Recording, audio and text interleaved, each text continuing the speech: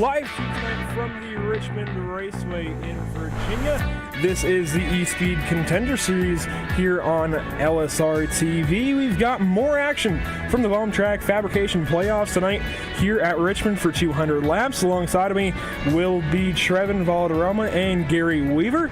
I'm Andrew Cardinale. In the production trailer, tonight is Hugo Louise. And guys, we have a heated up playoff battle coming to you tonight. Last week at Las Vegas, we had Malik Ray win the event. We also have Sean Powell already locked into the second round of 12. And we're already rolling off the grid here tonight. On pole is going to be Brandon Holder. Starting second will be John Verga. Sean Powell rolls off third. He's already locked in. Then it's Brent Keith, Sean Ryan, Matt Kingsbury in sixth. Brad Neer, our in-race reporter tonight, in seventh. Perry Snelson in eighth. Timmy Logwood Jr. in ninth. And Scotty Reinshield in 10th. Doug Lemons will be P11. Doc Stout will be P12. P13 will go to Gregory Thompson. P14 will go to Marshall Berry. P15, Mike Bruno. P16 will be Dal Lawrence. P17 will be Kerry Allen Stewart. P18 will be Paul Bliss. P19 will go to Everett Lane. And P20 will be James Torrey. Rolling off 21st will be Damian Plessimer. Then Bobby Everhart starts his outside in 22nd. Then it's Tyler Hayes, Tim Marlowe, Malik Ray, last week's winner, in 25th. Then it's Keith Stewart, Ryan Lange, James Hickson, Sean Molchik, and Brad Patterson rounding out your 30 truck field here tonight. Getting ready to go green down the back straightaway for the final time before taking the green flag here tonight at Richmond Raceway. Again, the Bomb Track Fabrication Playoffs getting ready to go green here tonight. Brandon Holder bringing the field down to the green flag through turns 3 and 4. John Verga alongside in the 48 truck. It's the 5 with the call for the green flag. Green flag in the air. And we are off to the races here at Richmond Raceway. Already, Sean Powell getting a great launch off the line. Looking low into turn 1. Doesn't make the move here, Trevin. Yeah, absolutely. He's going to try and do everything he can, but just can't get enough as the 48 of John Verga going to go 3 wide into turn number 2, cuts down against the number 04 of Sean Ryan's nose. They're going to make it work throughout turns 3 and 4. They're going to keep it clean and green for lap number 1. And that's the 21 of Matt Kingsbury on the back end of Verga. He wanted to make a couple of moves there last time around. He stays in line for now. Obviously, it's very early lap 2, but he's going to look low into 3 this time. Puts his nose to the yellow line, makes the pass, gets cleared of that 48 car. Now he's in third, looking for second. Sean Powell, the next car ahead. But behind Verga now is going to be Sean Ryan looking for fourth, and more actually moves here, almost contacting the 27 of Reinshield and the 6 of Snelson. Out of 2, more contact if they get it straightened out for turn 3. Yeah, they banged doors off turn number 2, and that's going to send Perry Snelson up the racetrack in turns 3 and 4 for the time being. He's got the number 70 of Doug Lemons under him for that 8th place, as the 6 of Perry Snelson will fall back into that 9th place position and just barely up ahead. It's just a little small group of cars, and Sean Ryan looks like he's almost under attack by number 32 of Brent Keith. Yeah, absolutely, and here we go. Just a lot of battlings going on. This is a short track race, so expect a lot of battles throughout the racetrack all night long, and expect to get a little bit of a tempers flaring, especially since this is a playoff race and a lot of drivers are going for position out here tonight. You can tell the playoff drivers by their blue numbers and their blue spoilers on the back of their trucks. Yeah, Trevor, hopefully we can get that playoff grid on screen at some point tonight. If not, essentially, like I mentioned at the top of the show, Sean Powell in the 41 already locked in by virtue of being your regular series champion. And then Malik Ray is also locked into the second round, the round of 12, by virtue of the Las Vegas Motor Speedway win last time out. And really, this is a big opportunity here for Brandon Holder, starting from the pole, has led all 6 laps so far, but he's got Sean Powell on his bumper. Currently, it's lap 7 of 200. It's still really early, but I guarantee you that 41 still wants to assert his dominance so far in this series, wants to stay in the lead as much as he can. But right now, Brandon Holder doing a great job of doing just that, holding on to the lead. And this is a great opportunity for him to make some ground up here in the playoffs. Yeah, Holder's doing a great job, like you mentioned, holding that lead, just making sure that he's still out in front of that 41 of Sean Powell. Sean hasn't really made a move as of yet. And of course, but that distance between second and third is such an insane amount, as the distance right now, Sean Powell looks to the inside off turn number 4, but of course there isn't enough momentum for that number 41. So just, well, never mind. Caution's actually on the raceway. That's for, I believe, the 95 of Tyler Hayes, and it is. So we'll get the replay up on your screen here. Where it was Tyler Hayes. It definitely was. So as we get the replay up, this is just a single car incident for the Moon Pie number 95 of Tyler Hayes. Goes off into turn 1, and guys, it's a very tricky racetrack, Richmond, with trying to balance brake bias to try and get your truck or car, whatever it may be, to actually rotate through the center of the corner. And I think Tyler Hayes just has too much rear bias, gone into the brakes just a little bit too tough off into turn 1. And turn 1 is already pretty slick under braking. Just gets loose, doesn't quite hang on to it, does a quick 360, gets back going. No harm, no foul, but this definitely does interrupt the battle up ahead. Obviously now Brandon Holder has to go through another restart. Yes, he does, and you just got to make sure that your car is under control for yourself, and you just got to make sure everything is working out pretty well. I was talking to some guys pre-race, and they said that their car was loose coming, from practice. So just watch out for that, and watch out for all these drivers coming down pit road, Andrew. And speaking of drivers heading down the pit lane, we will be speaking to Brad Neer throughout this race. Again, as I mentioned, he is our in-race reporter tonight in that number 9 truck. We won't talk to him under this yellow, though. It's still really early. We want to give him a chance to actually give us some feedback about the race and how the truck is handling. But right now, in the pit lane, every truck comes in, going to go ahead and get for Mr. Fieldgoods, and actually someone missed the box there. It looks like it may have been the 6, actually, of Perry Snelson, who is just behind our in-race reporter of Brad Neer. And trucks leaving the pit lane already. Going to be, it looks like, I think that might be the 41 that beat him out. That was the 41 that exits first. Great job by the 41, and you are correct, Andrew. That was the 6 of Perry Snelson. Overshot his pit stall ever so slightly. So not really a good moment for him. And I believe Sean Powell may have actually gotten a speeding penalty off pit row. Going to double check on that. Yeah, he definitely did. That pit speed is 50 miles an hour, and while leaving pit road, he was very, very eager. It got up to 54 miles an hour just before he exited the pit road. So unfortunately, he'll have to fall back early on, but he does have about well over 100 laps to make up all these positions. Pit speed is actually 40 miles an hour, so that makes it even more interesting that he was doing 54 there at the pit exit. But this essentially is a big old do-over for John Verga here in the 48, who's going to get to line up on the outside of Brandon Holder one more time, see if he can hang on this time and actually hang on to his position rather than just falling victim to these guys at the start of this run. Obviously, Richmond generally is a bottom line track until you get it rubbered in, and you can tell just by looking at this racetrack, it's not rubbered in at all. It is very, very fresh, so we're really going to be watching a bottom line dominant race here tonight, Trevin, and that's really, really going to hurt those that are starting on the outside.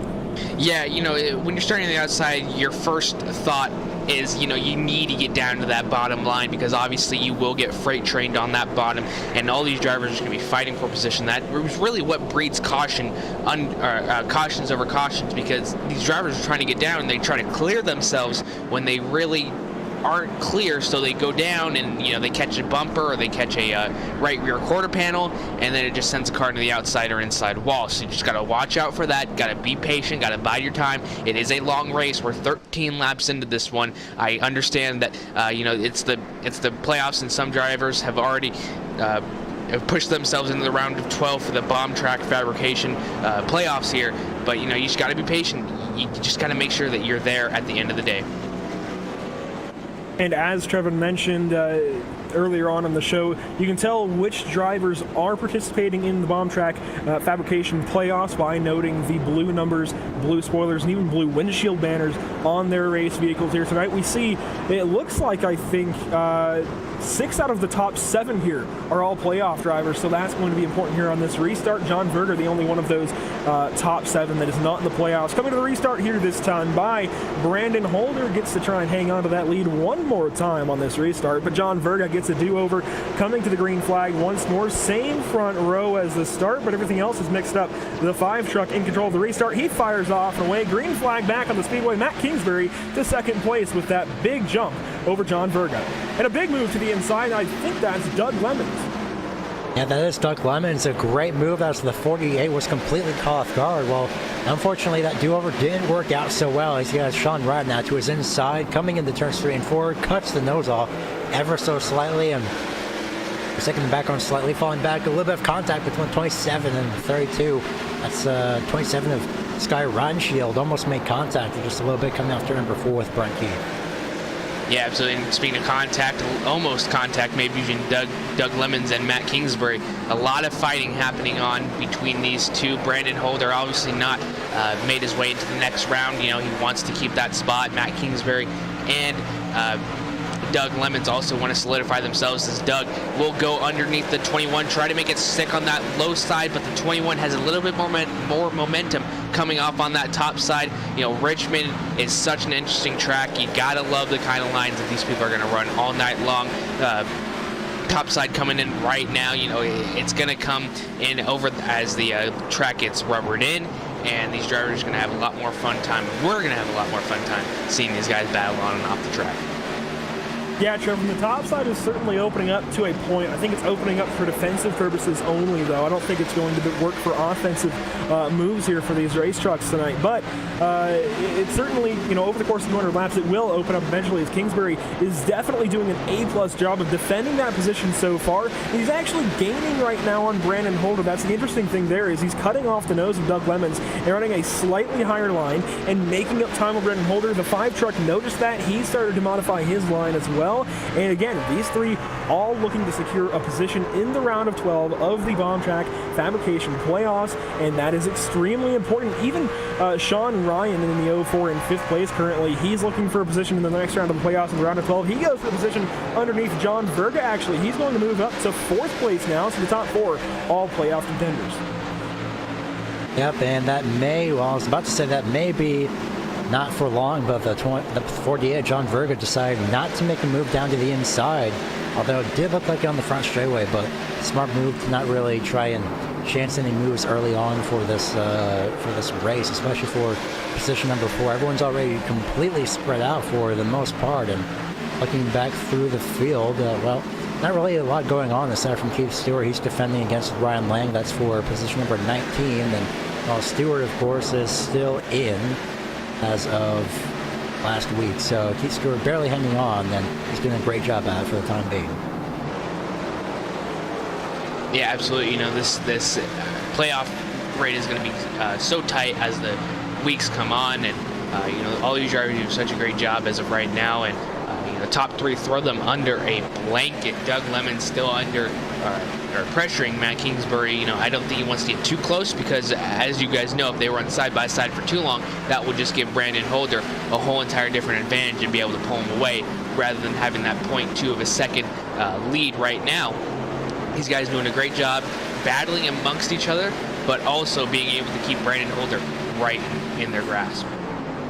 Yeah, you know, Doug Lemons is an experienced driver here on iRacing. I'm sure the rest of these guys are too, but I know Doug for sure at this point just wants to sit behind and wait for an opportunity. Obviously, if you go up there, like you mentioned, Trevin, if you start battling Matt Kingsbury right now, you're just going to slow each other down. You're not going to go catch Brandon Holder. So what you have to do if you're Doug Lemons in the 70 truck right now is just wait for an opportunity.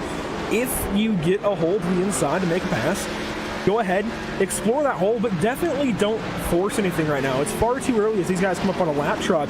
That is going to be Brad Patterson, actually, in the 42. He's 5 laps down currently, giving another lap here to the leader. He'll go 6 laps down. He's currently in 28th. It looks like a couple of drivers are actually already over 15 laps down.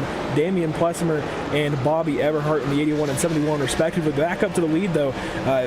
Brandon Holder doing a great job of holding these two off, and really the rest of the front of the field is doing a great job at just sitting single file, understanding it's very early, but definitely still trying to make up some ground.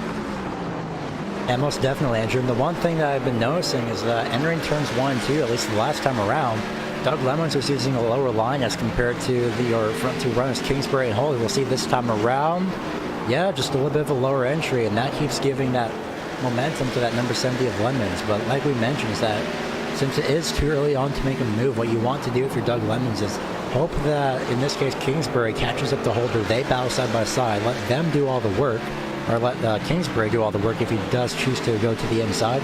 follow that number 21 truck through, and well, next thing you know, you'd be in second place. But Doug Lemons right now just filling up that back mirror of that number 21. Yeah, just got to make sure if you cannot get around him due to speed, just make sure you're always going to be filling his mirror because it's going to get more and more intense as the playoffs and the races go on. So you got to try different kinds of things. But behind them, good separation between them, just doing a great job as well. And now the number 70, Doug Lemons, looks to the low side of the number 21, isn't able to get it done. Here he goes again, going to dive it in and almost taps him on that left rear quarter panel. Andrew just getting really, really intense now. Lap 31 here at Richmond. Yeah, again, I want to stress that Doug is definitely not going to force anything too aggressively, but he definitely wants to get by this 21 truck. He definitely wants by Kingsbury because every position is going to affect the rest of the race. It might not seem like making one pass here is actually, he goes down the bottom side, completes that pass, almost. No, he's not clear.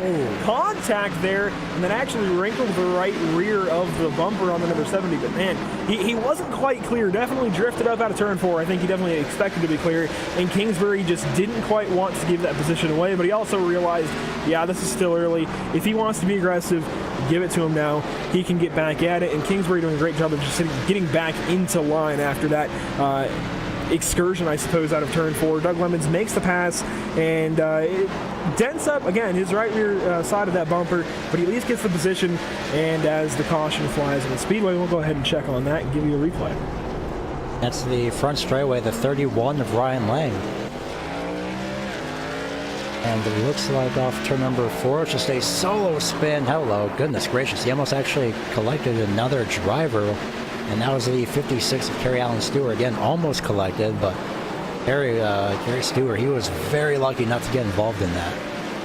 And as you see that solo spin on your replay here, that does mean pit road is going to open up, means we'll try and contact Brad Neer under this yellow flag as we get ready for pit stops from the front of the field. Again, I'd expect most of these guys to come back in. Obviously, if we're seeing a truck go around just on his own, getting a little bit loose out of turn 4, it means these tires must be starting to wear away, guys. So as Brandon Holder leads the field down the green flag, we will speak with the Amsoil in-race reporter of Brad Neer here in just a moment. I would expect all these guys to get 4 tires. Yeah, I don't think that there'd be any other call, especially at a short track like this one, because, you know, after a certain amount of time on these tires, you get to know these tires, and you feel the way that iRacing has done such a great job with this service and knowing when your tires are going away due to visual cues, and you can just feel it slipping out from under you. They do such a great job as now the number 21, I believe it was, came out in front of the number 5, so that's going to change up a little bit. That's Matt Kingsbury up into first place now. Ends of the race out the pit lane goes to the number 21 of Matt Kingsbury. That's going to relegate the number 5 of Brandon Holder, who had held the pole position or first position all race long until this point. He's going to be relegated back to second position here out of the pit lane, and that actually does not change third place too much. Doug Lemons will actually take over third place, falling back one position to Kingsbury, which actually, I think we may have had a 2-tire call out of Mike Bruno here. He's going to gain a ton of positions, go from midfield to 4th place. Scotty Reinschild with a similar move, but not as many positions gained there. Might have just taken 4, but definitely some pit strategy early on. Not sure if I would take 2 tires yet, but down to Trevin, who is with our in-race reporter. Down here with our Amsoil in-race reporter, Brad, you got a copy? Yes, sir, guys. Loud and clear. Brad, we see you running P9, top 10, pretty well to start off this race. Really, what is the hardest part of this card to this track? Because it is a short track, and I know these tires go away so quickly. It's just so slick, especially into turn 1 and out of turn 4. It's hard to keep the rear tires on it. Yeah, absolutely. We see you guys having a little bit of problems left and right, but you know, you guys keep it so straight and so great. You know, how long does it take for these tires to really start giving away, where it's like to the point where the handling is so brutal? Oh, probably about 12 or 15 laps. They really start getting soupy and sliding around. Absolutely. And how are you feeling going into the rest of this race, knowing that this track is very slick and not really a lot of time to make passes, so you got to get going? I'm just points racing tonight. I just want to survive this race after last week. I just want a good points night, so staying out of trouble is my #1 goal. Absolutely. And thank you for talking to us. That was our AMSOIL in-race reporter. Hope to speak to you later. Thanks, guys. All right, and you heard it from him. You know, you're just trying to survive this first race. So you just got to do everything that you can to survive it, especially since it's, you know, a big race tonight. Yeah, Brad Neer, our AMSOIL in-race reporter, has a bit of a cushion back to the cutoff line. Good to hear from him. We'll talk to him more throughout the night, and we'll keep an eye on him more as the event rages on. Coming to the green flag, though, Matt Kingsbury in control of the race for the first time tonight. Brandon Holder relegating that first position for now. Kingsbury coming to the green flag, waiting. Green flag in the air. He's off and away and has about 3 car lengths by the start-finish line. Off into turn 1, Doug Lemons looking for P2 to the inside of Brandon Holder, going to take it, and some more moves behind them. Mike Bruno going to fall into 4th place. Yeah, that's Ryan Shield that's right behind him. He made a move to the inside. Brent Keith in turns 1 and 2 and nearly collected him, and then just in the background, actually. It's like the number 85, that is Paul Bliss, took a move to the inside of Marshall Berry. They're battling for their own position just at the outside of the top 10. Select position number 7. They have quickly single-filed out. As Kingsbury is in the lead, Doug Lemons in 2nd, and then Brandon Holder is currently 3rd. Yeah, we're all getting a little antsy right now because it is, you know, a race where things need to happen, and you know, you only have one more race after this one to get yourself into that next bum track fabrication playoff round. So a lot of drivers looking to get something done today. You know, I'm sure that you don't just want to make it on points. You want to solidify yourself into that next round with a win here tonight at Richmond.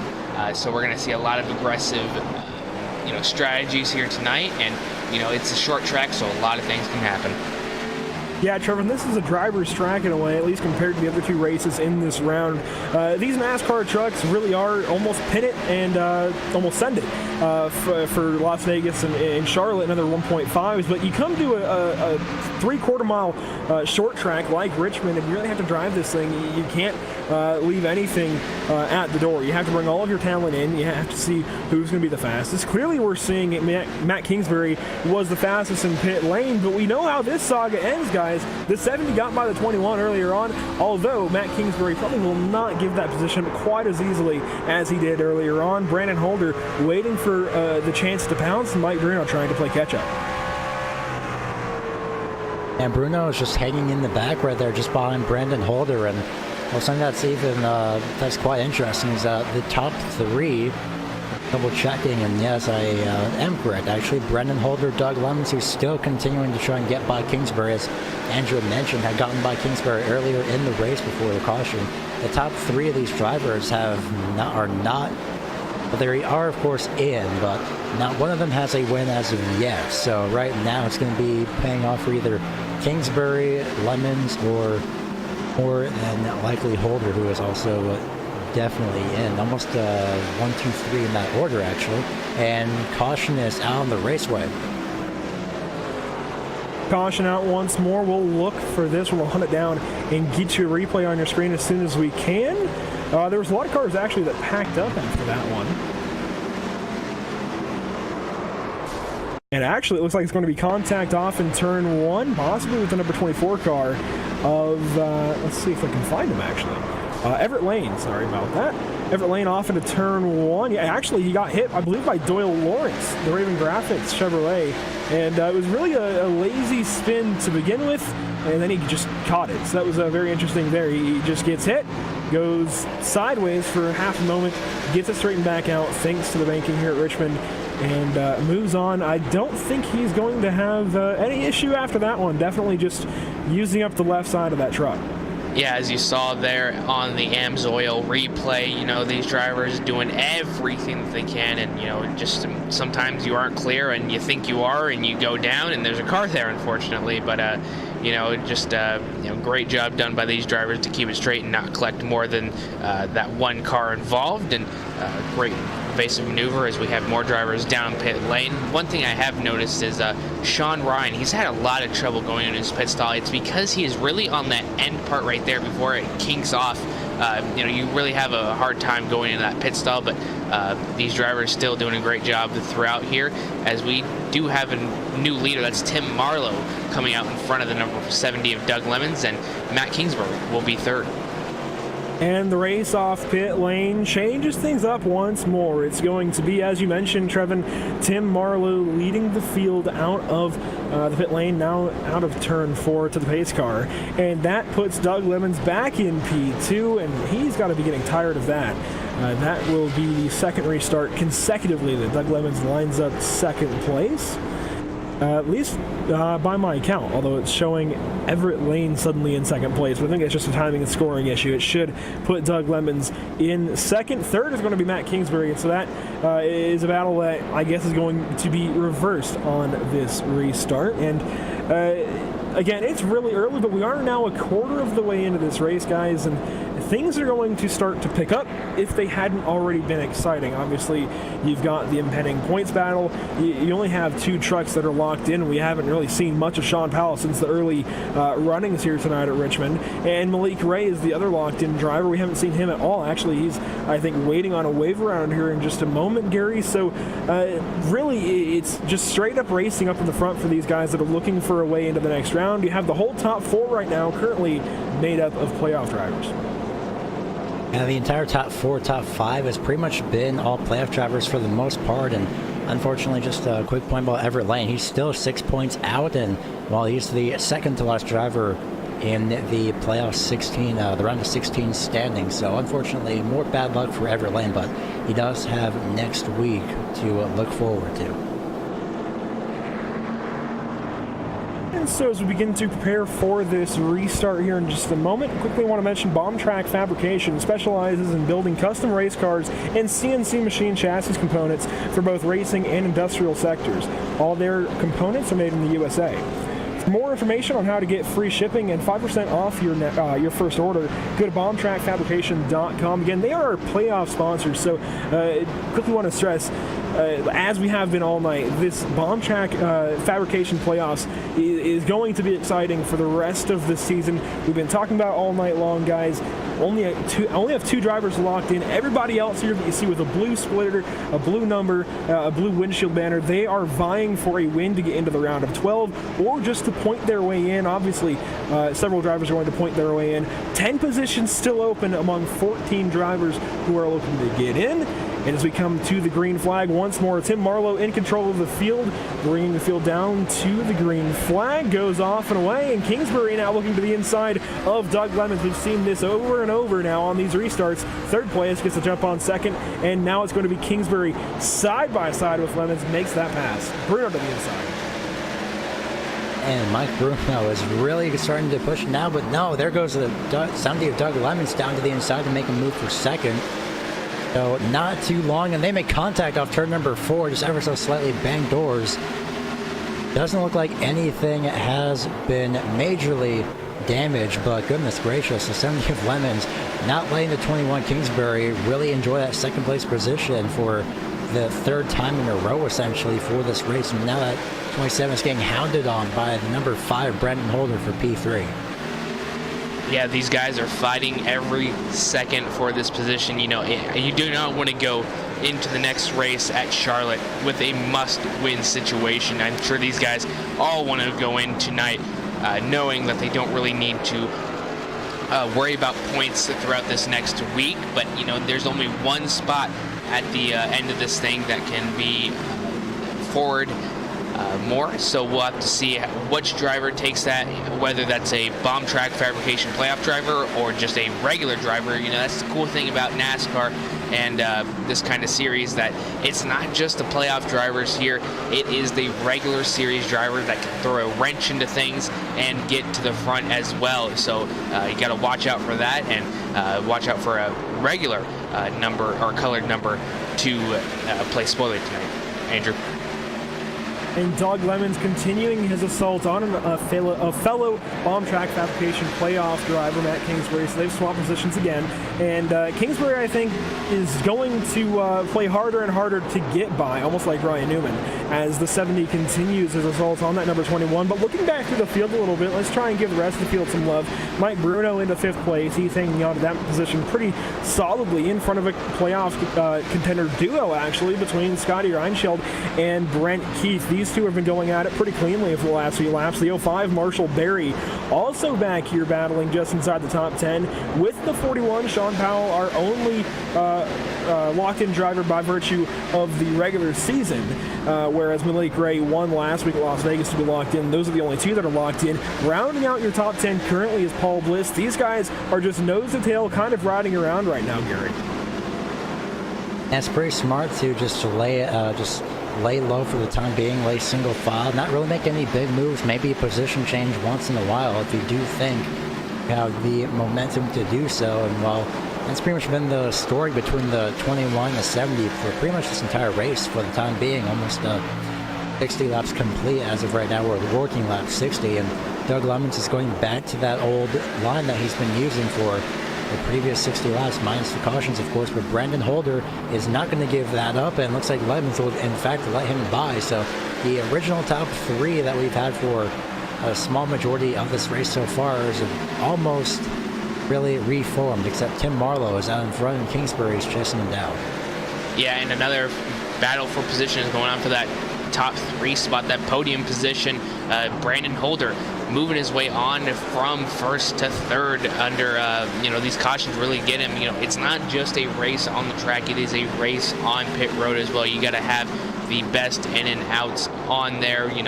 You're with so many cars down pit road, it's so easy to fall back in position. Brandon Holder has been victim twice under these cautions, and he's getting pressured by the number 70 of Doug Lemons, still keeping that mirror full of everything that there is. And the intensity is only going to pick up because we only have 140 laps to go here at Richmond, and those will click off very quickly. We're only 30 minutes into this race, and it's already 63 laps down. So it's just going to go ever so quickly. It's a short track, so you're constantly turning that wheel. Yeah, at a 2.5 mile speedway like Daytona, you maybe think 200 miles is, or 200 laps rather, is an excruciating amount of time. But when you come to a place like Richmond, only 3/4 of a mile, as previously mentioned, those 200 laps might seem a bit, astounding coming into the race.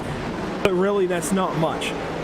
This race has been going by relatively quickly, as you guys have both touched on. We're almost already halfway in. We're actually working laps 65 of 200, and these guys are still riding around right now, but I guarantee once we get to about halfway, we're going to start to see the intensity pick up, and it's going to be, I think, a slow climb, but eventually these guys are going to run out of time to just simply wait. So we're going to see some bigger moves like we've already seen out of guys like Doug Lemons start to ramp up and start to become more frequent and more aggressive even, as these guys are going for every position they can to increase their playoff hopes. And quickly want to mention some of the guys that are fighting their way in. Those would be the 7 of Keith Stewart, the 04 of Sean Ryan, the 24 of Everett Lane, who spawned just a little while ago, brought out our most recent caution. He's actually getting closer and closer to being lapped by these leaders, as well as the 28 of Tim Marlowe, who's actually our leader. So, again, I think this goes back to this being a driver's race in a way, in comparison to a place like Las Vegas Motor Speedway, where it's less of just, completely lick the stamp and send it, leave the throttle down, and more of really finessing these corners. And to the inside now for 5th place goes Brandon Holder, 4th place rather. Second, goodness gracious, as well, Brandon Holder in the number 5 will finally advance his position back up to 2nd, gained by Kingsbury.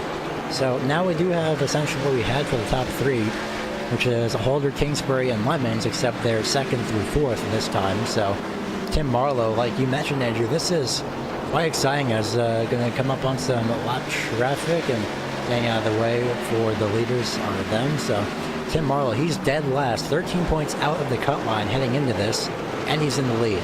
So that's just all based on pit strategy as well. So it's very, very great. It has to be great for Tim Marlowe to see that he's already up in the 1st place position, but now he'll have to make it around to the actual end of the race, and then he can finally relax as he'll make his way by Everett Lane, who unfortunately is just coming into this race at least 15th in the playoff standings. Yeah, and it's a great job done by Tim Marlowe. He knows he has to win either this race or the next one to advance himself into the bomb track fabrication round of 12. You know, just a great sense of urgency from him, knowing what has to be done. I'm sure he made a plan before he came in here tonight, and he's executing it very well, as we have a lot of drivers going around the number 24 of Everett Lane. He's sticking up high side for all these drivers to get around him. The top 4 are all playoff drivers, so you know, they're showing that they do deserve to be inside playoff contention, because they are the fastest of the fastest here tonight at Richmond, and every single night, because only the best of the best will make it into the round of 16. Number 19 of Mike Bruno will be the first car that isn't a playoff contender, and he's fighting for position. The number 70 of Doug Lemons goes way high in number 1. That will give way to Mike Bruno to make that pass to the top 4. Now Doug Lemons needs to press on back, and this is getting to the point where the tires are really starting to fall off, and that slickness is really coming into play, Andrew.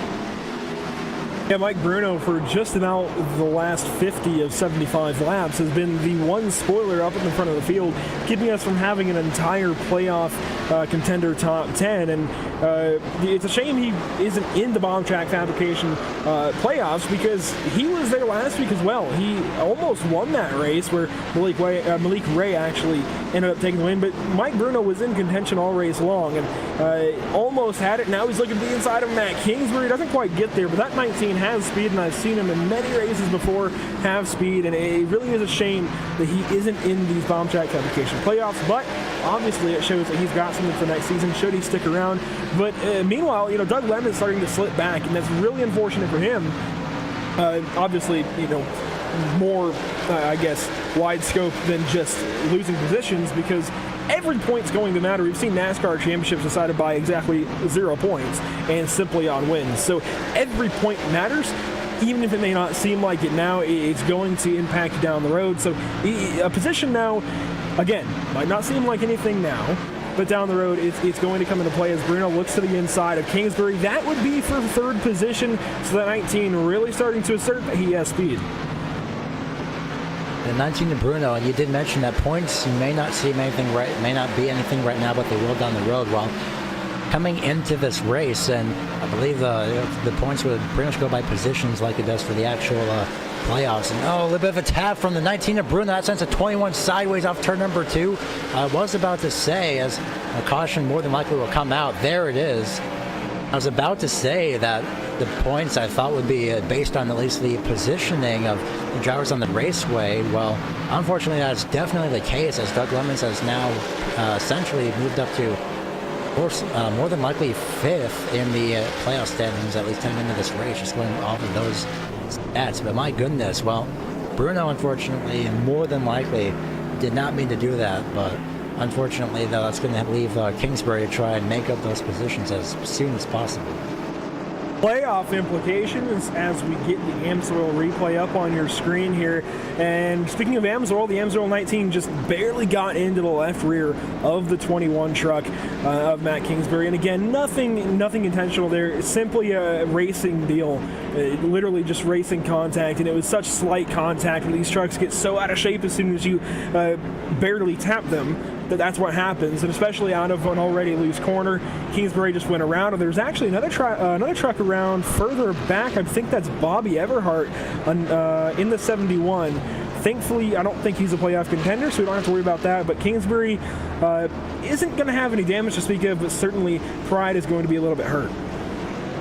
Oh, absolutely. And, you know, you just got to bounce back now. You're in 16th position. You know that you have a lot to go through. And, you know, you do know that you have a fast truck here tonight at Richmond. So it's not that bad. You know, you still have over 100 laps to go, 120 to be exact. But, you know, it does really, demoralize you a little bit knowing that you have to work your way back through the field. But great job done by these guys. And I'm sure he'll be back up in the front by no time. And speaking of guys who are working their way to get to the front, I believe Gary is sitting trackside with our Amsoil in-race reporter. That's Brad Neer, the number 9 truck.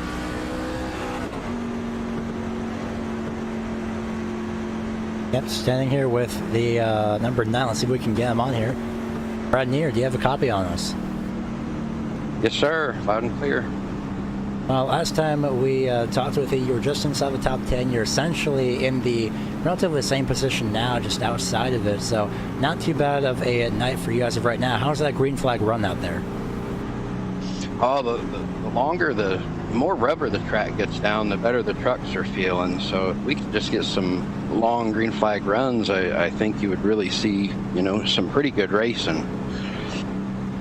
Yeah, this racing so far has been pretty good. Single file for the most part. Have you expected anything other than that? No, I didn't expect it to be real eventful. Hopefully it stays that way. Well, hopefully we also hope that it does stay single file for the most part for the rest of this race as well. So we're actually going to go ahead and let you go. Congratulations on the rest of this race. Alrighty, thanks guys. And again, that was our Amsoil in-race reporter, Brad Neer, in the number 9. Good to have him around, and good to talk with a driver that kind of gives us insight on what's going on the track during this race. Obviously, we can speculate all we want, but we aren't in the trucks ourselves. Do want to mention that Matt Kingsbury and Mike Bruno were both sent to the rear for this restart. I think that's a good deal there. Again, I think that's just a complete racing deal. Just a little bit of contact out of turn number 2, and they moved on. There's no damage. It's really just a racing incident there. But as we get ready to go back green, want to mention Brandon Holder has been through a bit of a roller coaster ride, but really has not left this top 5, I don't think. He's still up there, and he's actually going to be restarting on the outside of the front row once more. So that 5 truck, look for him to make something happen here as the top lane starts to open up just a little bit here, Trevin. And as we come back to the green flag, it's going to be Tim Marlowe still in control of this restart. Coming to the green flag. Green flag is back out. Now, Trevin, watch this number 5 try and get in line here ahead of Doug Lemons, but I'm not sure he's going to be able to do it. No, he's not going to be able to do it at all. He'd wasted too much time on that restart. There he goes. He has a window right there. Let's see if he takes it. He does. He will file into line 3rd. Now he's going to go below Doug Lemons. Let's see if he can make that pass going into turn number 3. He has fresh tires on. Everybody does. So if the move's going to be made, it's made now, and it is. He will take that 2nd place back from Doug Lemons, and Doug Lemons is going to fight back on that low side.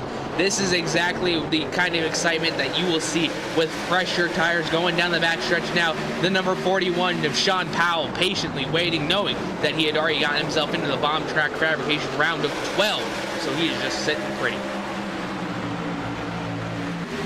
And the 85, meanwhile, in the back of Paul Bliss, while he had completely made a dive down to the inside, and the number 27 just one lap to go. Now he finally gets by that 27 of Ryan Shields. So Bliss now up into position at number 5. I believe we now have, let's see, 3, 4, 5. Whoa, a little bit loose off the corner was the number 70 of Doug Lemons, but down to the inside, he's going to get caught up into this battle, as I believe we have top 7 full of playoff drivers. So this is going to get very, very exciting really, really quickly, as I believe Doug Lemons actually had gotten loose off turn number 4. So now he's going to be under attack by Ryan Shield. Almost gets a little piece of the bumper there from that 27. Ryan Shield is from position number 4 heading into turn number 1. The cream is rising to the top, guys, as it's all blue spoilers and blue numbers up in the front. Contact there in turns 1 and 2 with the 27 and the 70, but no harm, no foul. Short track race, and they continue on as the 85 of Paul Bliss looks to get that position from Doug Lemons. It's going to be the 04 looking to capitalize on this mess as well, and a bit of a bobble there actually out of the 85 reacting to the 70 truck on his outside. Also going to be looking at the 05 of Marshall, Barry looking to get into this battle, and then it's our in-race reporter, the number 9, just a little ways back. That's Brad Neer, but these guys are really vying for position, and as Trevin mentioned, these tires are allowing them to do this, but if we actually get a long run, we're going to see a very similar thing where the handling goes away to where these trucks are just fun to drive again. They can make these big moves, but a lot of big moves, almost like a dirt track race there at the start with Doug Lemons and Brandon Holder going back to back as far as corners, making passes, and they definitely made that restart exciting. But now Doug Lemons has to claw his way out of a hole. 6th place now after after restarting third. Yeah, and exactly what led to that was him just unfortunately getting past, and then him thinking that he needs to give everything that he's got in order to get back to where he was previously. So he maybe got on that gas a little bit too hard as he's trying to pass number 85. We do have a caution out on the track, Andrew. And this one is going to once again involve bomb track fabrication playoff contender Everett Lane. Very unfortunate for him tonight. We'll see what happens here on your Amsoil race replay. And I have to imagine that there was help this time around. He already self-spun once, and yeah, it looks like he's going to have help there from Perry Snelson in the 6, actually, who was 6 laps down. Everett Lane 2 laps down. Looks like there's just a little bit of help there for the 24 who goes around, ends up overcorrecting and spinning that truck out in the center of the racetrack, but does not collect anyone else, I don't think, and gets back rolling.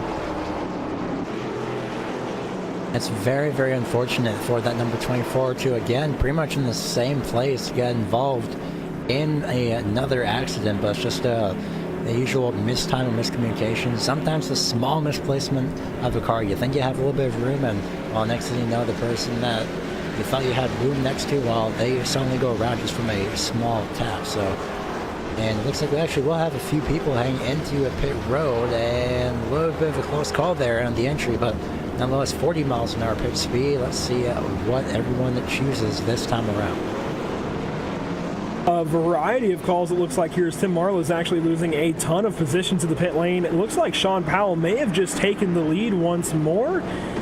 No, sorry, that is a different truck. That is the 5 of Brandon Holder. So green truck's going to be confused that Brandon Holder going to retake that lead by virtue of Tim Marlowe having a bit of an issue in the pit lane. But for now, we're going to go ahead and speak with a very important figure here in the series. It's going to be Doc Stout.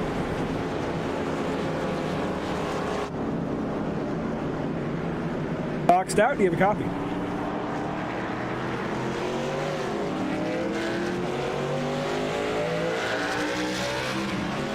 One more time, Doc Stout, driver of the 62. Do you have a copy? Yes, sir. I got you. Well, Doc, glad to have you in the booth real quick. It's to my understanding that you're quite the important figure here in the eSpeed Contender Series. So just go ahead and I'll give you the floor. Spotter's talking in the background. I didn't hear what you said. Well, Doc, it's to my understanding that you're quite the important figurehead here in this series. I'll just go ahead and give you the floor, talk about whatever you've got to talk about.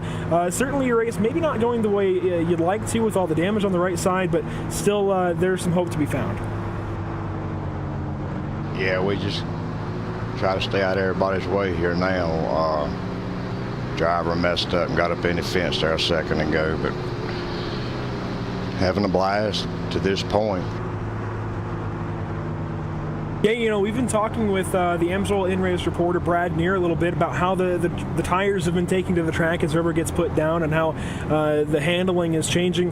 What's your, I guess, opinion there as you've been running laps here? Yeah, having a hard time getting a hold on the track, it looks like. Definitely, we've seen a couple of self-spins, but I think this track is going to rubber up nicely and give you guys some grip. Doc, who makes it happen for you, and how are you involved with the eSpeed Contender Series? I've been running over here 4 seasons. Keith Stewart gets it done. Outlaws and me and Keith, me and Tyler, we get it done on the team, you know, and a few others I can't mention. All right, well, sounds good. Thanks for your time here, Doc, and hopefully we're talking to you later on. Yeah, hope so. Thanks, guys. And again, that was Doc Stout, driver of the 62 truck here tonight. And he's relegated in 20th right now, but coming to the restart, Brandon Holder back in control, and actually it looks like he's taking the top line here this time, so a bit of a change up there for Brandon Holder. Likes top line a little bit better, so as he comes to the green flag here, it's Scotty Ryan sheltered on his inside, and the green flag back in the air, and that's really a tame restart compared to the last few we've seen, as the 47 is going to hang on to a second place position, but Doug Lemons looking on the top line for a couple of spots, but it's going to be Sean Powell on the bottom taking third away. And Sean Powell will now be taking second place away from the 27 Ron Shield as he makes the move to the inside in turns 3 and 4. Side by side off turn number 4 at the start finish line by about half a truck length. was that number 41 Powell at the line. Hello, almost near contact there from the number 70 of Doug Lemons, as unfortunately Ryan Shield is going to be getting it shuffled back ever so slightly. So right now it's a battle side by side between the 27 as Ryan Shield tries to hold on for his position, that position number 4. Yeah, great job done by these guys. 1 lap to go until halfway. The 27 getting high up on that racetrack. The 70 of Doug Lemon gets a little bit sideways. That allows a freight train to come on that top side. So the 04 is going to try and press on, see if he can do anything else. The number 70 just needs to get a little bit of a hold on himself and get ready to go as we cross halfway, Andrew. Yeah, it's going to be Brandon Holder still in control of this race, coming around to complete the first half of this 200-lap event. And that was Sean Ryan actually making a move there on Doug Lemons. He tapped the wall at a turn 4, fell back behind the 70 truck, and now he's going to get back in line and see what he can do. Behind him, it's Paul Bliss trying to hang on to that spot from Marshall Berry. And Malik Ray, who we haven't talked about at all, he makes a 3-wide pass off into turn 1. He's last week's winner, and he certainly wants to win again. Malik Ray, the number 20, making some moves down on the bottom side. He now is up into, I believe, the 6th position, sorry. Great move by Malik Ray to get up there. My goodness. That number 20 is definitely back on a roll after Las Vegas. He did start in the 25th position, so we haven't seen much of number 20 so far tonight, up until a few moments ago, rather. So, goodness gracious. Well, Sean Ryan, of course, in 5th, and looking back through the entire top 10 until I don't see a blue banner. Well, never mind. Caution is out on the raceway once again, and that looks to be the 56 of Kerry Stewart at the entry to pit road. Gary Allen Stewart spun out in turns 3 and 4, as you mentioned there, Gary. And we'll go back and see what happens here in the Amsoil race replay. It looks like he was battling here with, that is the 2 truck. That is going to be James Torrey, and in front of him was the 95 who we saw from a little while earlier in this event. That's Tyler Hayes. So as they go off into turns 3 and 4 here, I think just a small bump from the number 2 sends that 56 around, and just kind of a lazy spin for that 56 ends up nosing into the wall just a little bit. Shouldn't be too bad as far as damage goes for that number 56, and he'll continue on with a bit of damage there. Brandon Holder going to lead this field back around the pit lane. I'm not sure if they're going to come in with such a short run that we had there, but it would certainly stand to reason based on history in this race so far that they will. And no driver staying out just yet. Actually, our in-race reporter is going to stay out, and that's Brad Neer.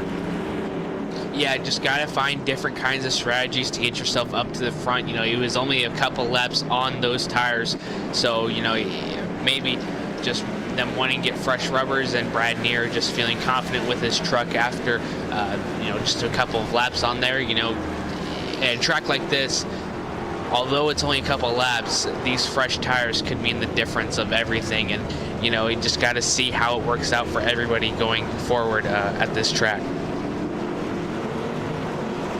And as we cross the halfway point of tonight's race, let's take a look at our iRacing Midway Race Break, brought to you by iRacing, the world's premier online racing game with professionally organized racing from NASCAR, IndyCar, IMSA, and more. And we've been talking about playoffs all night long, guys. So up in the front, obviously this caution's going to shake things up. We're going to have Brad Neer, a playoff contender, a bomb track fabrication playoff contender, in the lead. He just stayed out under yellow, and hopefully he can do something here. He is our Amsoil in-race reporter, but it's going to be Doug Lemons in second place, another playoff contender. Then Brandon Holder, Sean Powell, Malik Ray, Scotty Reinscheld, Sean M. Ryan, Marshall Berry, Paul Bliss, and Gregory Thompson, your top 10. I don't think there's a single truck in that group without a blue spoiler, guys. More than likely, it does not seem to be that way as well. Well, continuing that trend, hopefully it's going to be the 21 of Kingsbury in 11th, 12th. Well, Keith Stewart is actually on pit road, so 12th will be Timmy Logwood Jr., 13th Bruno, 14th will be at Tim Marlowe, 15th is going to be Brett Keith, James Hickson, Tyler Hayes, Doyle Lawrence, James Torrey, and Doug Stout. Round out your top 20 as actually Doug Stout heads to pit road. 21st will be Ryan Lane. 22nd, Sean Mosiak. P24 and your 23 and your last car on the lead lap will be Kerry Allen Stewart. Everett Lane will be 24th. 25th will be Perry Snelson, John Verga, P26, P27, Brad Patterson, P28 will be Damian Plymesser, excuse me, and then the 30th will be Bobby Eberhardt. And that's been a look through your field for this midway race. Break. Quickly want to thank our sponsors. Bomb Track Fabrication specializes in building custom race cars and CNC machine chassis components for both racing and industrial sectors. All their components are made in the USA. For more information on how to get free shipping and 5% off your first order, go to bombtrackfabrication.com. They are the sponsor of the playoffs here in the eSpeed Contender Series. Coverage of the eSpeed Contender Series is brought to you by Joel Real Timing, the official timing software of LSRTV. Whether you spend your time on the sim, behind the wheel, on the pit box, or from the spotter stand, JRT is the go-to software for iRacing timing and scoring analytics. Get yourself a basic download for free or get the pro version today at joel-real-timing.com. That's going to look at your iRacing midway race break. For more information on the wide variety of sim racing possibilities, visit iRacing.com to sign up today. Brad Neer, our Amsoil in-race reporter, bringing us to the green flag here, and he's off and away already. A very early start out of that number 9 Chevrolet. Doug Lemon's going to fall into second place. Brandon Holder actually loses third to, that's Sean Powell on the top side. Malik Ray goes for fourth now on the bottom, and it's Scotty Reinschild in sixth. My goodness, Malik Ray is not wasting any time whatsoever to get back up to the front.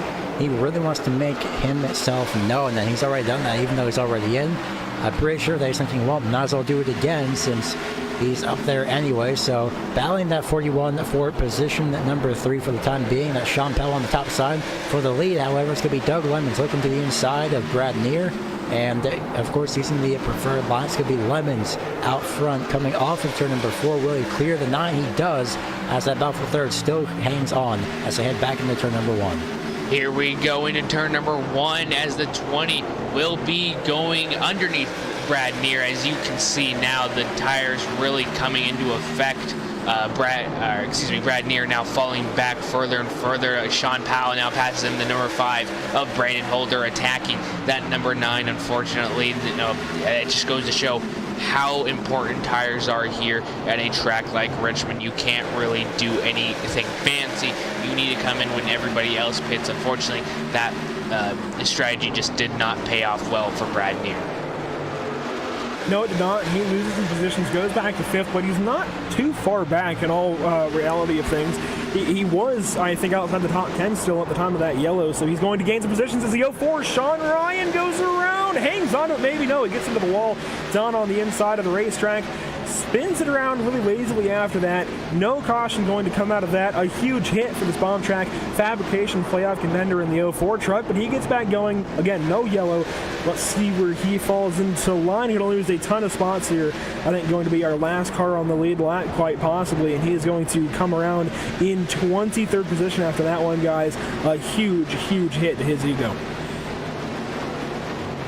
It's very unfortunate for that 04 of Sean Ryan. He went from 7th all the way to what is now 23rd. So Marlowe may have spun as well. Very unfortunate for that number 28 machine for Marlowe. He's already way back in the 21st position. He did spin out on that same lap as well. Caution is out on the raceway. And the caution flies once more here tonight, and we'll, of course, get an Amsoil race replay up on your screen. I'm still searching for it. There was a number of events going on. As you mentioned, Tim Marlowe went around, and I think just the stack-ups from everything happening there may have just led to maybe a lazy spin somewhere in the field, resulting in a bit of an incident there. And it's going to actually be Everett Lane who brings out this caution, this most recent caution. So we'll go back and get a look at this one. And yeah, he does get involved a little bit with Marlowe here. So again, when those sorts of things all kind of stack up on a small racetrack like Richmond, things happen pretty quickly. And so that was a look at your Amsoil race replays. We come down the pit lane. Doug Lemons leads us back down. Malik Ray came in second. Sean Powell third. And I'm sure that's going to change up a ton here, Trevin. We've been seeing that trend all night long. Yeah, absolutely. And, you know, all these drivers just doing everything that they can to get themselves into the next round of 12 of the Bomb Track Fabrication Playoff Series. And, you know, you just got to love the kind of strategy that these guys are taking, the risk that these guys are taking, especially Brad and Neer. So, you know, it's really, really exciting to see how these drivers are going to continue to press on and continue to try everything they can. Yeah, and of course, you know, every little bit of this race is going to be important. I've been mentioning that a pass now may not seem like a lot, but even a pass on lap 1 is going to affect the rest of your race in some way, shape, or form. So every little thing is important here in a race like this. It's kind of just how it goes, I guess. Actually, we have a truck who stayed out. It's going to be Doyle Lawrence in the number 8. I do believe he stayed out. I could be wrong, but I've got that number 8 truck staying out. So Doyle Lawrence making a big power move here, big strategy move to get the race lead. He'll be ahead of Doug Lemons. We'll see if that 8 ducks into the pit lane. But that's definitely going to shake things up. We saw just how detrimental that was to the 9 truck, the Amsoil in-race reporter of Brad Neer, the previous yellow, and I'm not sure that it's going to be the most beneficial call for that number 8. Even if he only got 2 tires, I don't know if it's going to help him out. Yeah, for that number 8 of Doyle Lawrence, we'll see lights are still on, so more than likely he will not be able to head the pit road this time around. So, like you mentioned, we saw what happened with Brad Neer earlier on the last restart, so Lawrence is more than likely definitely gambling on trying to figure out what position or what strategy works out for him, and more than likely he's going to be trying this out to see if this works later on for him in the race.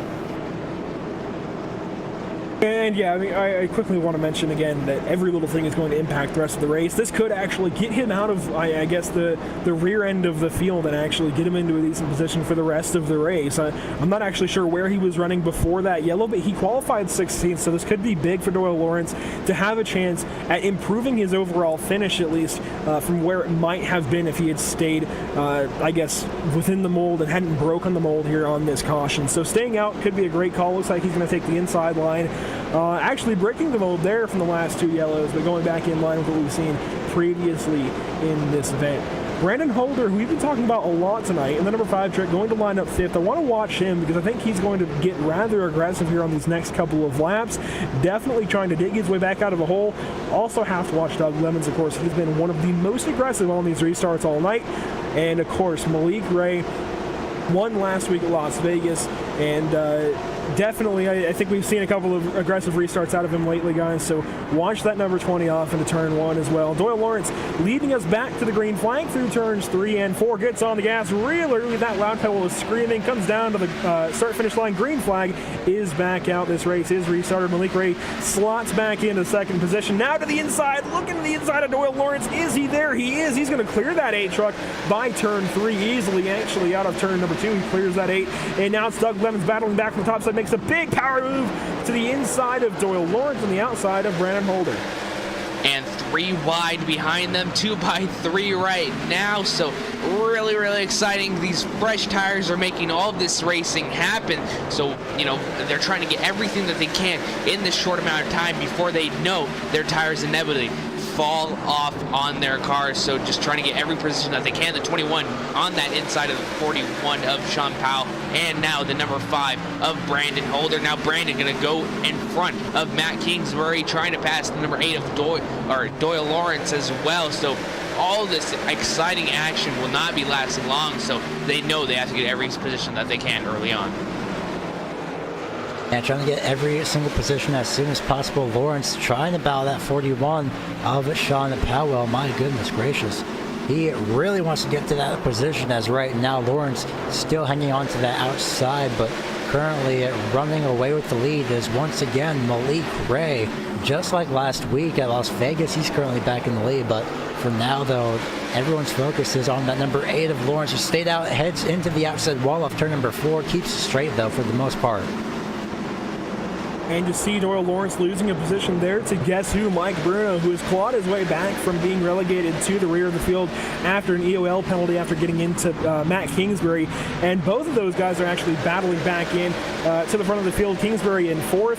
Mike Bruno now into the 7th position. That number 19 is rather quick, but is not in the Bomb Track Fabrications playoffs. And actually, the 9 goes around. That's our Amsoil in-racer. Porter saves it.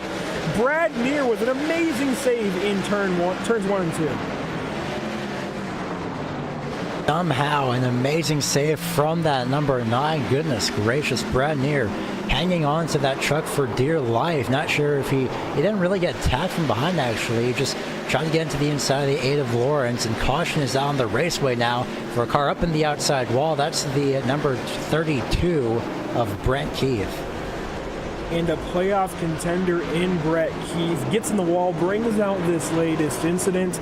Not sure how that one began, but everything was happening so quickly. We'll get a replay up presented by Amsoil here, as he was actually following Mike Bruno, who I was just giving some praise, and just gets loose in the center of turns 1 and 2, goes around, barely knocks that right front into the outside wall, continues on. Shouldn't be too hurt after that. After that one, of course, short track bumpers on these things are pretty tough, so Brett Keith will continue on. But again, keep that in mind. That's really going to impact his hopes here with the Bomb Track Fabrication playoffs going on. He actually comes in tonight 14 points above the cutoff, so he has some room to play with, but you definitely don't want to lose that room to play with going to a place like Charlotte next week, Trevor.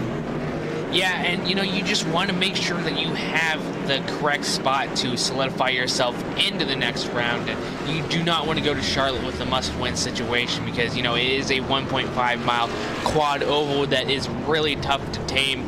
It's going to get so exciting there, and especially with the final race in this first round of the Bomb Track Fabrication playoffs, it's going to get more exciting, and I'm sure you do not want to be in that kind of situation.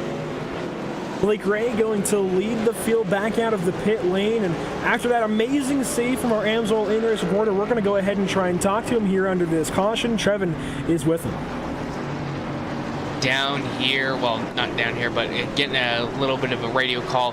Gotta be, because Brad, got a copy? yes, sir. 10-4.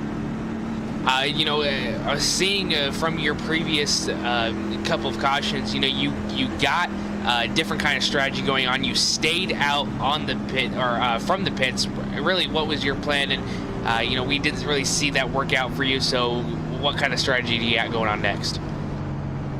Well, the reason I stayed out was I wasn't going to, hold the leaders off. I just wanted to leapfrog a few of the trucks that I felt like I was faster than, and hoping for a quick caution there, and it came out. And then I was trying to go low under the 8 and had a little bit too much rear brake bias in it, and about nosed it in the wall there. Yeah, and we saw you do a great save from that last one. Walk us through what was going through your head as you felt your car go around. I was just hoping not to get hit. That's all I was doing, trying to keep it out of oncoming traffic and not hit the wall. Absolutely, you did a heck of a job saving that thing. Well, Brad, thanks for taking time out of your schedule, and that was your AMSA in-race reporter. Thanks, guys. Good to talk to Brad Neer there. Again, our Amsoil in-race reporter. And Amsoil specializes in developing synthetic lubricants that offer innovative answers to the greatest challenges vehicles and equipment present. The extraordinary performance of Amsoil synthetic lubricants in a range of markets, automotive, power sports, industrial, racing, and more, has made our influence in the industry unmistakable and our brand highly respected.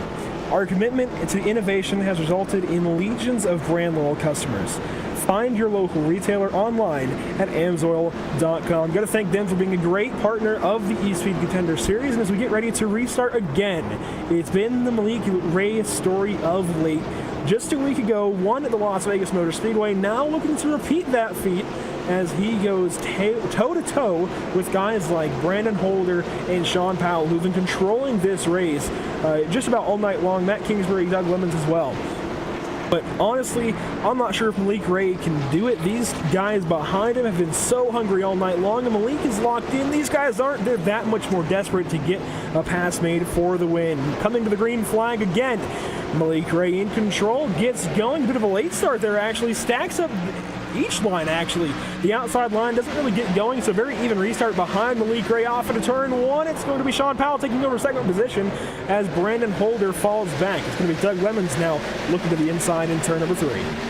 Ordered out for the time being. As you mentioned, Lemons was looking for position. Well, now he's currently in 4th and quickly single filed out. Brandon Holder falls back only 1 position from his restart from 2nd to 3rd place, and everyone in the back trying to make some type of a battle. As right now the 19 of Mike Bruno is going to be a little bit sandwiched between 2 playoff contenders, but right now at 85 of Paul Bliss is trying to get up to the inside. For the time being, though, he did not. Yeah, absolutely. And these drivers, knowing that they don't have a lot of rubber on there right now, is looking a little bit further back. Has a little battle going on between the 85 of Paul Bliss and the 19 of Mike Bruno. Side by side going into turn number 3 right now. Mike Bruno on that top side. Paul Bliss trying to hold him off as well. The 19 getting great momentum off that top side, and now most likely will make the pass going out of turn number 2. No, Paul Bliss going to fight back on that outside. Mike Bruno doing everything that he can. You see just the amount of balance that is happening right now. So that just means that these guys are doing such a great job fighting tooth and nail to get everything that they can. Ladies and gentlemen, you thought the top line was coming in earlier on in this race. Well, now it just gave Mike Bruno that position over Paul Bliss in the 85. That top line is really starting to come in at this point in the race. It just took a while. It took some rubber, took some heat in the track, and these guys really started to utilize it for more than just defensive purposes. These guys, again, making passes at Amsoil 19, got a position there over Paul Bliss. Now back up to the front. It's still Malik Ray leading over Sean Powell and Brandon Holder. Doug Lemon sitting back in 4th position. Then it's Matt Kingsbury and Scotty Ryan Shell. These 3 behind the top 3 looking to gain some ground and keep their bomb track fabrication playoff hopes alive. Doug Lemons, I think, has been the strongest of those 3. Matt Kingsbury, though, has also shown a lot of speed. Doug Lemons, I think, has to be the favorite for the rest of this race. Granted, he's had a couple of tough breaks, guys. That truck has been alive no matter where he's put it. Yeah, Lemons has been up essentially in the top 5, top 3 for, again, relatively this entire race for the most part. So it's great to see that number 70 machine, that Toyota Tundra, just stay up in that top 4. But don't forget about Kingsbury. He's running at the top 5, of course, but he does have Ron Shield right behind him. And then there, of course, is Bruno. But unfortunately, like we mentioned, that Bruno isn't in the playoffs this year, but he is doing an amazing job of sticking up with these playoff contenders. So not really seeing anybody up here as of yet that's outside, but as these drivers make their way around the number 71 Bobby Everhart, everyone is still single file. We may be having a brewing battle for 2nd place between Sean Powell as Brandon Holder is filling that mirror of the number 41. And again, that's just the exciting part of this kind of series that we have for the bomb track fabrication playoffs. It's not just these top 16 drivers. It's all the other drivers on track. 30 cars total took the grid tonight here at Richmond, so that just throws a wrench into everything. It's not just them competing against each other, it's them competing against the regular season drivers as well. So everything just on the line here tonight, and trying not to let anybody else throw a spoiler into your race. Now these guys are catching up to that 1st place machine of Malik Ray, Sean Powell and Brandon Holder, fighting against each other, but also trying to catch up to that number 20 machine who is in the lead. Don't want to let him get away too quickly because he has already got a win, and I'm sure he'd love to get another win and let the other guys behind him fight it out for points. But I'm sure Sean Powell, he already has wins, so Brandon Holder, I'm sure he would love to get himself into the next round of 12 off a win. Yeah, and of course, these 2 leading the field right now are locked in. They're the only 2 locked in. What makes things even more exciting looking ahead to Charlotte Motor Speedway next week is, barring a potential win from Brandon Holder, Doug Lemons, or another one of the 14 playoff contenders that are not locked in, there's just that many, 14 playoff contenders who are vying for a position at Charlotte Motor Speedway. And again, in the NASCAR trucks, it's almost like pin it, lick the stamp, and send it, because the downforce these trucks create and the lack of power compared to, say, a NASCAR Cup car really provides pack racing like we saw in the NASCAR All-Star race earlier this year. Not quite that extensive, but it really opens up a lot more drivers to come in and kind of provide I guess a wild card competition, almost like Daytona or Talladega. And we saw that last week at Las Vegas. We're going to see that again next week at Charlotte Motor Speedway. It just opens the field up for more competitive drivers to get up there, even if they might not be so good at a place like Richmond Raceway here tonight. They have a chance at a place like Charlotte Motor Speedway, so keep an eye out for that. Again, 14 drivers currently vying for 10 spots left in the round of 12 in the Bomb Track Fabrication Playoffs. And again, barring a win from one of these guys who've been showing speed, like Brandon Holder, Doug Lemons, Matt Kingsbury, even Scotty Reinschel. Yeah, this race essentially is going to be taking a while. This is a great run that we've had so far, that we're very close to the 50 laps to go at this point. And Malik Ray, of course, has been in control. Sean Powell, who is also locked in on points, I believe, actually, or at least on wins, though. He is being shown as locked in. So Sean Powell and Malik Ray, 1 and 2, they're both locked in. And then there's Brendan Holder, who's been running, I really don't think, except for pit stops at least, he's probably the only one that I can think of that has not literally left the top 3 for quite almost the entire race. So Holder really looking for that next position. Who's coming into this race third in points and diving it into the corner to get around James Hickson is that number 5. And then Doug Lemons is going to be following suit with a very sizable gap between 4th and 5th, as Kingsbury is holding off Ron Shield for the time being. Ron Shield takes the top side, actually. Not sure if it's going to let Bruno Bonnet, that was just by the scrub off speed, but nonetheless, the Ron Shield right on top of that back bumper, the number 21 to the inside, looks for position number 5 as the 27. Off turn at number 4 and clears the 21. And Ron Shield is now up to 5th. Here comes Bruno to join in on this battle.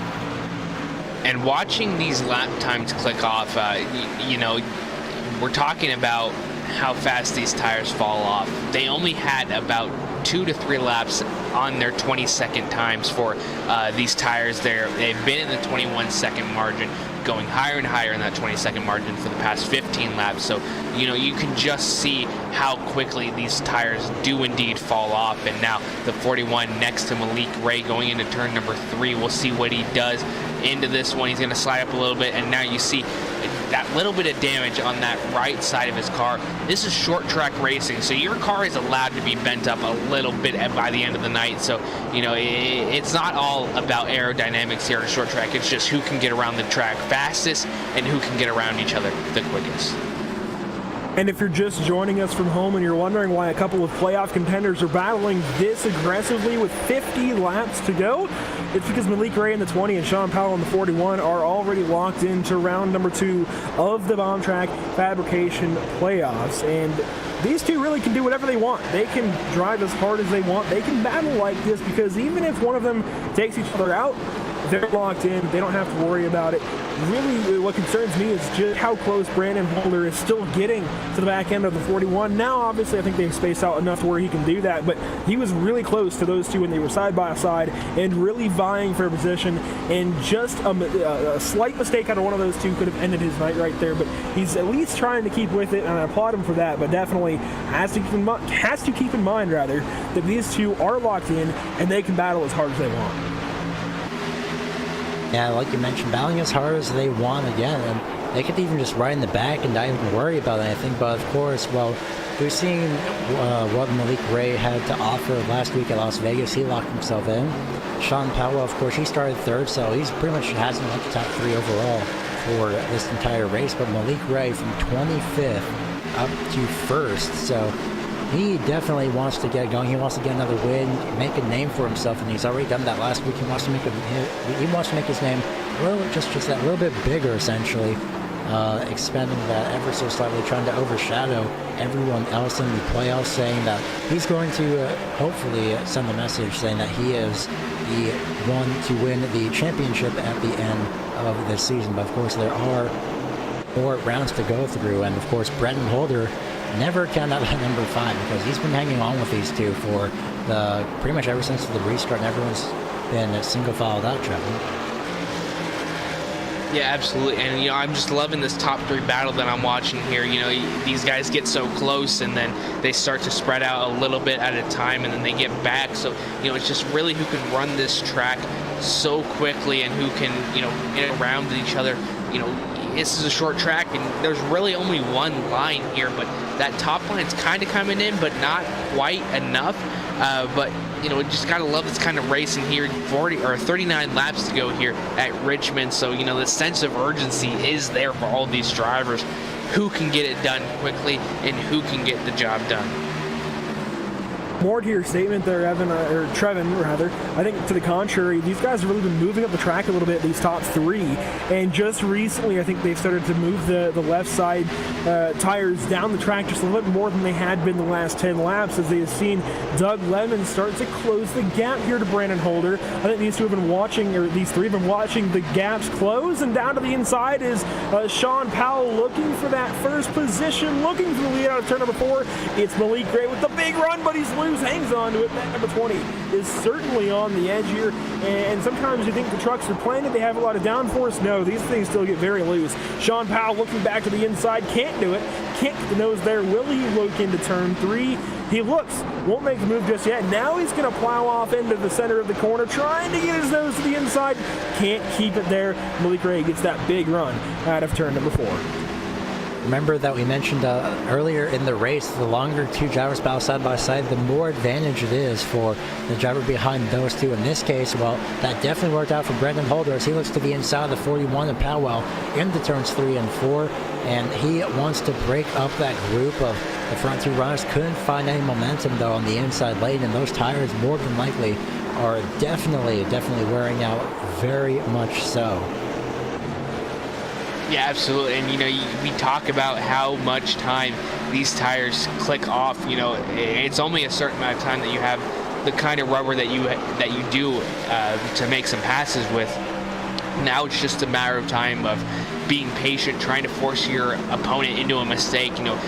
Coming up to lap traffic right now, trying to use lap traffic to your advantage and get around them using them.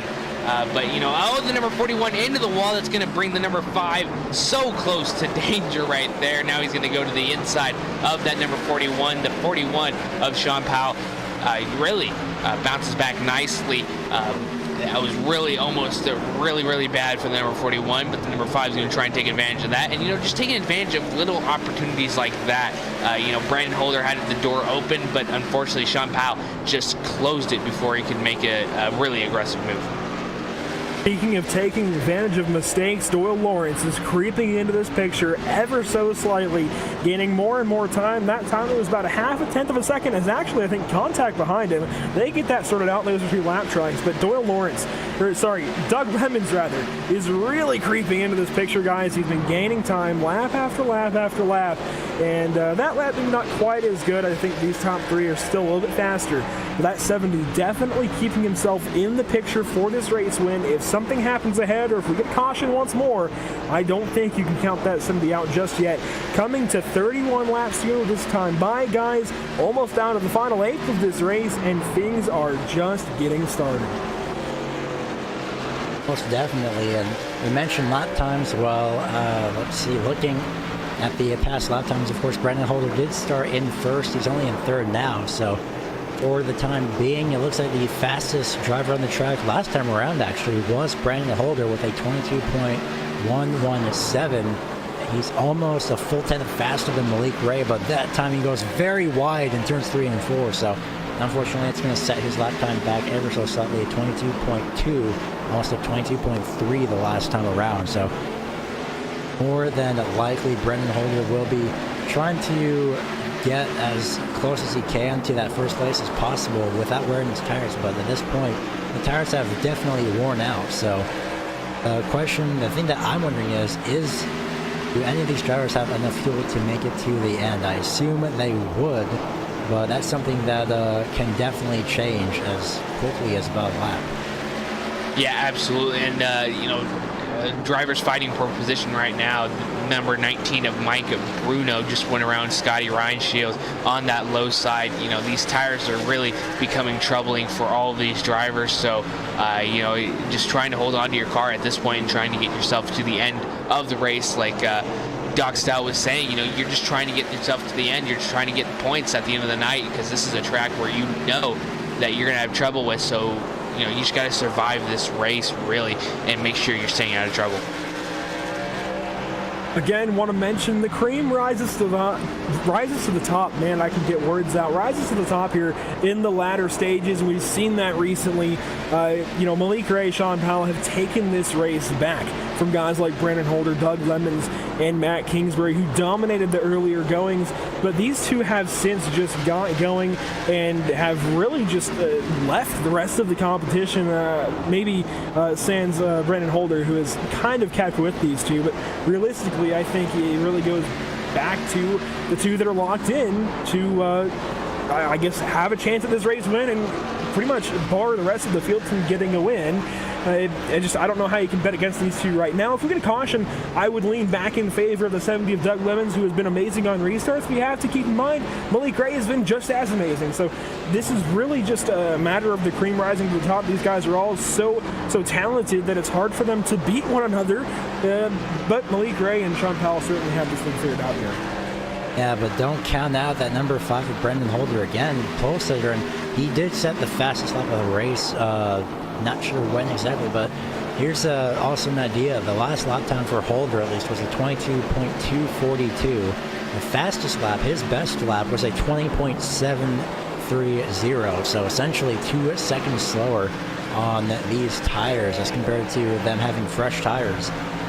So like you mentioned, when or if a caution comes out, heavily on the if, is that the thing is, Brandon Holder, again, pole sitter, but he's also been battling and staying in front of Doug Lemons for the time being. But Doug Lemons is about 10th faster, and I believe Trenton also has an update on how much fuel they have that I questioned earlier.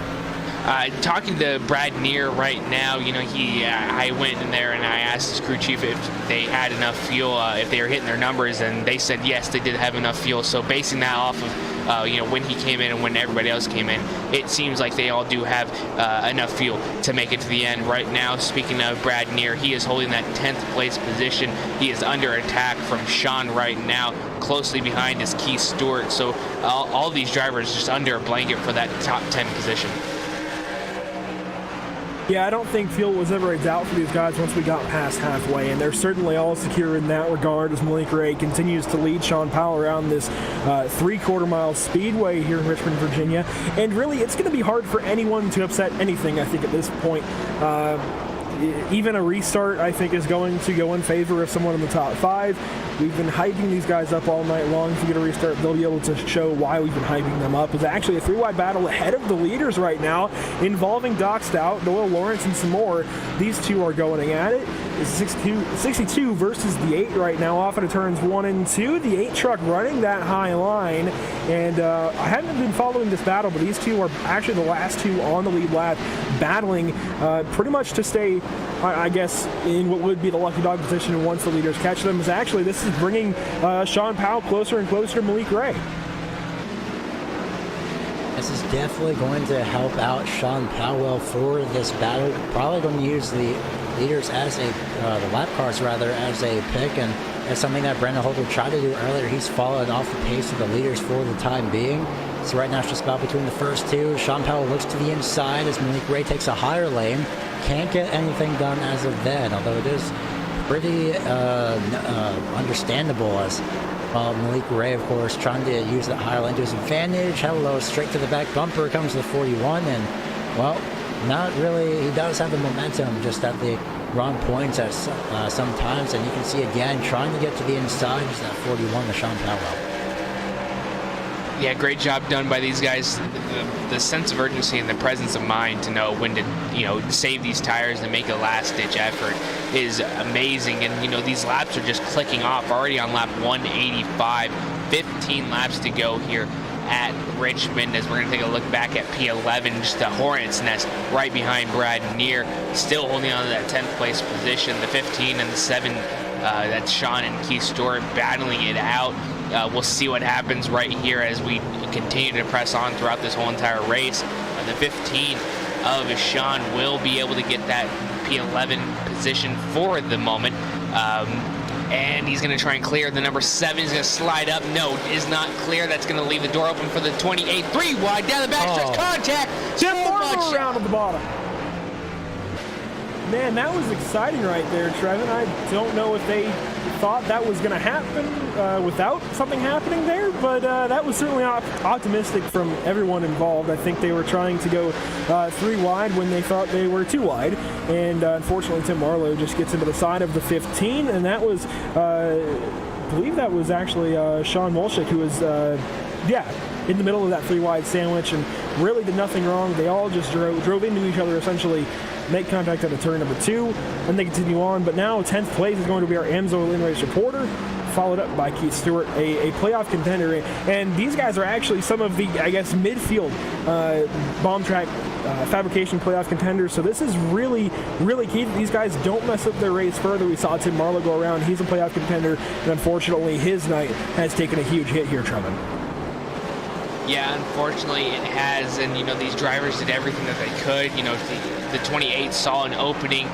Tim Marlowe, he was up in the front towards the middle part of this race, and it just gets to the point where you see an opening and you need to take it, and unfortunately just 3 wide here at Richmond is never a good idea, whether it's the front stretch or the back stretch or any turns. So great job done. I see why he did it, but unfortunately just did not get the job done here at 10 laps to go. Yeah, 10 laps to go this time around, and we just saw Keith Stewart go by the 9 for the position. That was actually for the 10th position. Brent Keith now going to fall in line and try and get after the number 9 of Brad Neer. Then it's going to be Paul Bliss in the 85, who was actually fallen back considerably back into 13th position. Kerry Allen Stewart behind them. And there you go, the 32 going to the bottom side. He wants to get by the 9. That will be for 11th if he can make the pass. Brent Keith looking for that spot. And I think he had his nose there in ahead of the 9 in turn 3, but now the 9 is going to have that run off at turn number 4. Brad Neer clears that 32 again, back up to the front. The lead battle actually spaced out for a moment, but now we're catching up to some more lap shrugs, such as Tim Marlowe, who is a playoff contender, and more. And Sean Powell actually going to lose a ton of time in turn 1. Tim Marlowe is where he wanted to be. That's very unfortunate for Tim Marlowe. From the lead at one point in the race to pretty much a lap down right now. So the laps are quickly closing. We are under 10 laps to go. I believe also we have 6 laps to go as Sean Powell nearly avoids another lap driver. I believe that's the 95 of Tyler Hayes. So goodness gracious, 7 laps to go more specifically, and these laps quickly winding down for number 20 of Malik Ray. Could he make it 2 in a row is the question, because Sean Powell, Trevin, he's been running with that number 20 for this entire race, essentially, ever since the restart. Yeah, and, we're coming down to the point of no return. Once we get a caution at the end of this, if we get a caution, past this lap, it's going to be the end of it. So, these drivers knowing that they're coming down to the wire, I'm sure they would love to see a green flag. We'd love to see a green flag as well. Great job doing this green flag run from the point where we had that restart, and making a great job around all of this lap traffic, because it is not easy. And we saw somebody get a little bit loose on during that 3 wide situation that was able to keep it rolling, and just great job done by all these guys to keep it rolling and have that presence of mind. But coming to 3 to go here, Andrew. An impressive green flag run to close this race out for sure, Trevin. And really, it's even more impressive that these two have been going at it for 50 laps or so now. Just nose to tail, Malik Ray and Sean Powell. I think even more than 50 laps, actually, if my memory serves me correctly. They've been lapping cars. They were actually in the clutches of Brandon Holder for a while. And now with 3 laps to go that time by, these two are still nose to tail. And honestly, Sean Powell needs to win this race, I think, to make a statement over Malik Ray. He is in this in the next round of the bomb track fabrication playoffs by virtue of the regular season. But if he can make this statement here tonight, if he can get by that number 20, he reasserts himself at the top of the food chain as lap cars almost get into each other ahead. That's the 22 of Hickson and the 6 of, I believe, Snelson. Now on the bottom side, not taking a very good entry into turn 1. That was Malik Ray hanging on to that position for now. And coming out to number 2, 1.5 laps to go this time around, as the 41 is trying to look for that first place position back again to the inside in turns 3 and 4 for the white flag this time around. This is one more lap for Sean Powell to see if we can get up to that first place position. Turns 1 and 2, no dice as of right now. And Malik Ray leading the field back through the last half of this lap. Coming to the checkered flag. Oh, Kerry Stewart almost took out second place Sean Powell, but coming out of turn number 4, it's going to be Malik Ray for 2 weeks in a row. Gets into our in-race reporter, continues across the line. He wins at Richmond. Yeah, great job done by all these drivers for that last ditch effort. Just great seeing all this fighting going on, and Malik Ray did it again, so that leaves one less spot that somebody can get in on points. So a lot of drivers going into Charlotte with a must-win situation. So great job done by Malik Ray, and can't wait to get a little chat with him. And you see the congratulatory bump from Sean Powell. That was a great battle for the better part of the last half of this race. And Malik Ray going to burn it down for the second week in a row here in the eSpeed Contender Series on LSRTV. A great win here tonight from Richmond Raceway. We'll take a quick break, and we'll be right back to go over our results and talk to the top 5.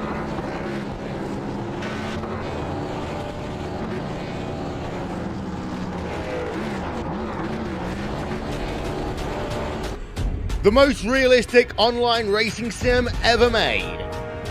This is iRacing. Detailed laser scan tracks, fully dynamic real world cars, and over 50 series to choose from. 6 online world championships offering over $100,000 in annual prizes. This is the original esport racing game. This is iRacing.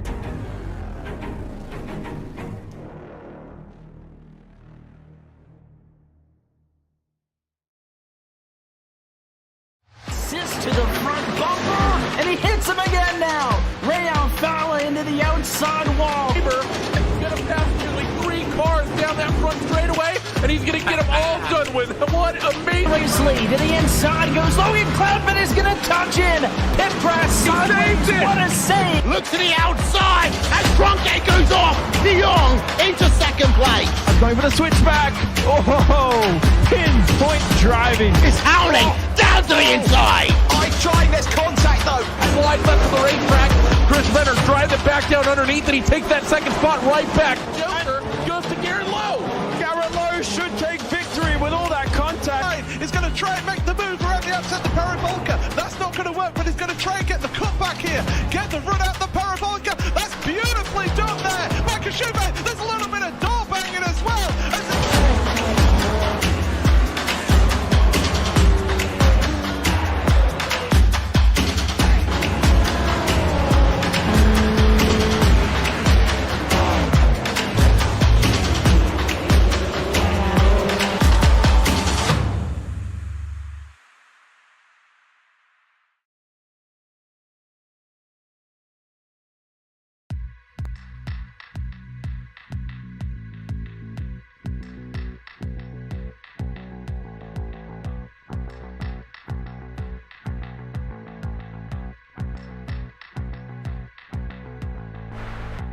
And welcome back here at the Richmond Raceway. Malik Ray goes back-to-back at Las Vegas Motor Speedway and Richmond Raceway to solidify himself at, I think, the top of the power rankings here in the eSpeed Contender Series. He has definitely asserted himself as a championship favorite. Sean Powell backs up a strong regular season, though, coming home second place. Brandon Holder in third. Doug Lemons rounds out your top 4. Then it's Scotty Ronsheld in 5th, and Mike Bruno in 6th. Matt Kingsbury comes home in 7th place. Marshall Berry in 8th. Sean Ryan in 9th. And Keith Stewart rounds out your top 10 here from Richmond Raceway. P11 will be Brent Keith. P12 will be Paul Bliss. P13, Gregory Thompson. Sean Molzak will be P13, P14. P15, will be Brad Neer. And that was your last car on the lead lap. P16 will be Timmy Longwood Jr., P17 Tim Marlowe, P18 Doc Stout, P19 Darrell Lawrence, and P20 Tyler Hayes. And then at 21st to the end of the field, which is 30th, James Torrey, Terry Allen Stewart, James Hickson, Perry Snelson, and John Virgo, 21st through 25th.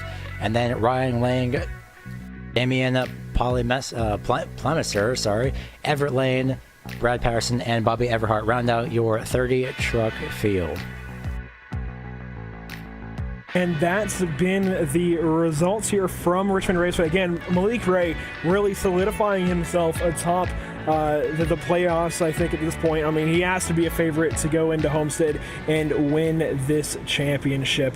And quickly want to mention that the random telemetry driver is going to be Paul Bliss. I believe he's just sharing his telemetry file from this race. But going ahead to back to Malik Ray, I guess, putting himself atop the championship favorite position, I suppose. I don't know how you can argue against that number 20, and now we're going to have a chance to speak with him. Malik Ray, do you have a copy? Yeah, what's up? How's it going, guys? Well, Malik, 2 weeks in a row now from Las Vegas to Richmond, cross country, you assert yourself atop the playoff standings, and I think you have to be the favorite at this point, moving forward, at least through round number 1. You won at Las Vegas. It's almost pretty much, I guess, go back and put the CD player on repeat as we go to Charlotte, another 1.5. Just a great win here tonight, backing up your performance at Las Vegas. How do you move forward to Charlotte? I'm looking forward to Charlotte. Charlotte's a pretty easy track. It's not that hard to drive. And yeah, it should be fun. I really like a mile and a half, so I expect to do good there. Now, moving forward to the rest of the bomb track fabrication playoffs here, you just went toe-to-toe with your regular season champion, Sean Powell. Do you think you're going to be battling with him next week at Charlotte? And if so, I mean, how does this relate to the rest of the playoffs? Like, I guess you just went toe-to-toe with the guy for 75 laps. Yeah, I expect Sean to be there every week. He's most definitely the guy to beat in this series, and it was really fun being able to run with him the last 50 or 60 laps. I thought he was going to be able to get by, but it just didn't work out. So. And speaking of him nearly getting by, we saw you go through lap traffic time after time again, and you barely kept your truck ahead of his. I don't think there was a time where he even crossed the line ahead of you. What were you doing there to just hold him back? I was pretty tight in fourth gear, and I was having to downshift in the corners. That's the only reason why I won, was because I was having to downshift. He was a lot better than me in the center of the corners, but because I was in downshifting coming off the corner in third, it helped me get off a lot better. Well, Malik, it was certainly a fantastic performance coming from 25th to win here tonight at Richmond Raceway. Congratulations on last week's win as well. And as we move forward to Charlotte Motor Speedway next week, who makes it happen for you? We'll give you the floor. Colin Keister, he helped me out a lot this week with the set and the set from last week, and you guys for broadcasting, and JDR Graphics for my paint schemes, and Kick-Ass Beef Jerky for hopping on board this year. I really appreciate all you guys. Again, congratulations on a great run here tonight, Malik. Hopefully we're talking to you next week as well. Thanks, guys. I hope so. And looking back through the results, we just mentioned a big old battle between Malik Ray and Sean Powell. Gary, I believe you're sitting trackside with Sean Powell, who finished second.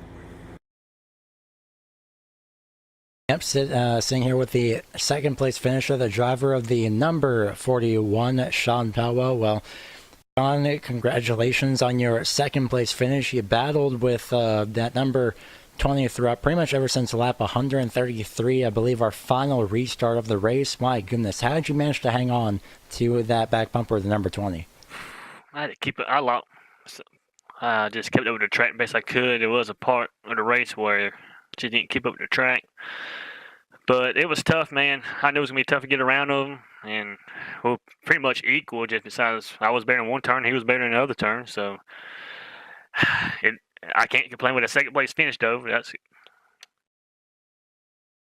Yeah, it's definitely an amazing feat to accomplish to finish in second. Of course, you are already locked in, so not really a lot of pressure for next week at Charlotte, but well, at least, yeah, definitely next week at Charlotte, but more than likely, what are your thoughts heading into Charlotte next week?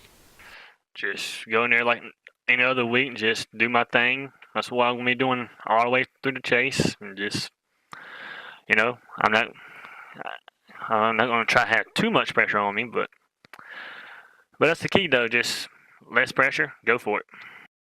That is definitely a very good motto to have. If there's less pressure, go for it. That is definitely amazing. So, of course, before we let you go celebrate your second place win, who would you like to give a shout out to for your second place finish here tonight? Who would you like to thank? I'm going to give y'all a shout out for broadcasting the race.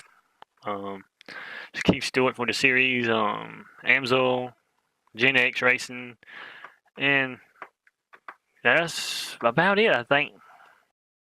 If I forget someone, whoever sponsored the race, thank them too. I think it was Doc, but I can't remember.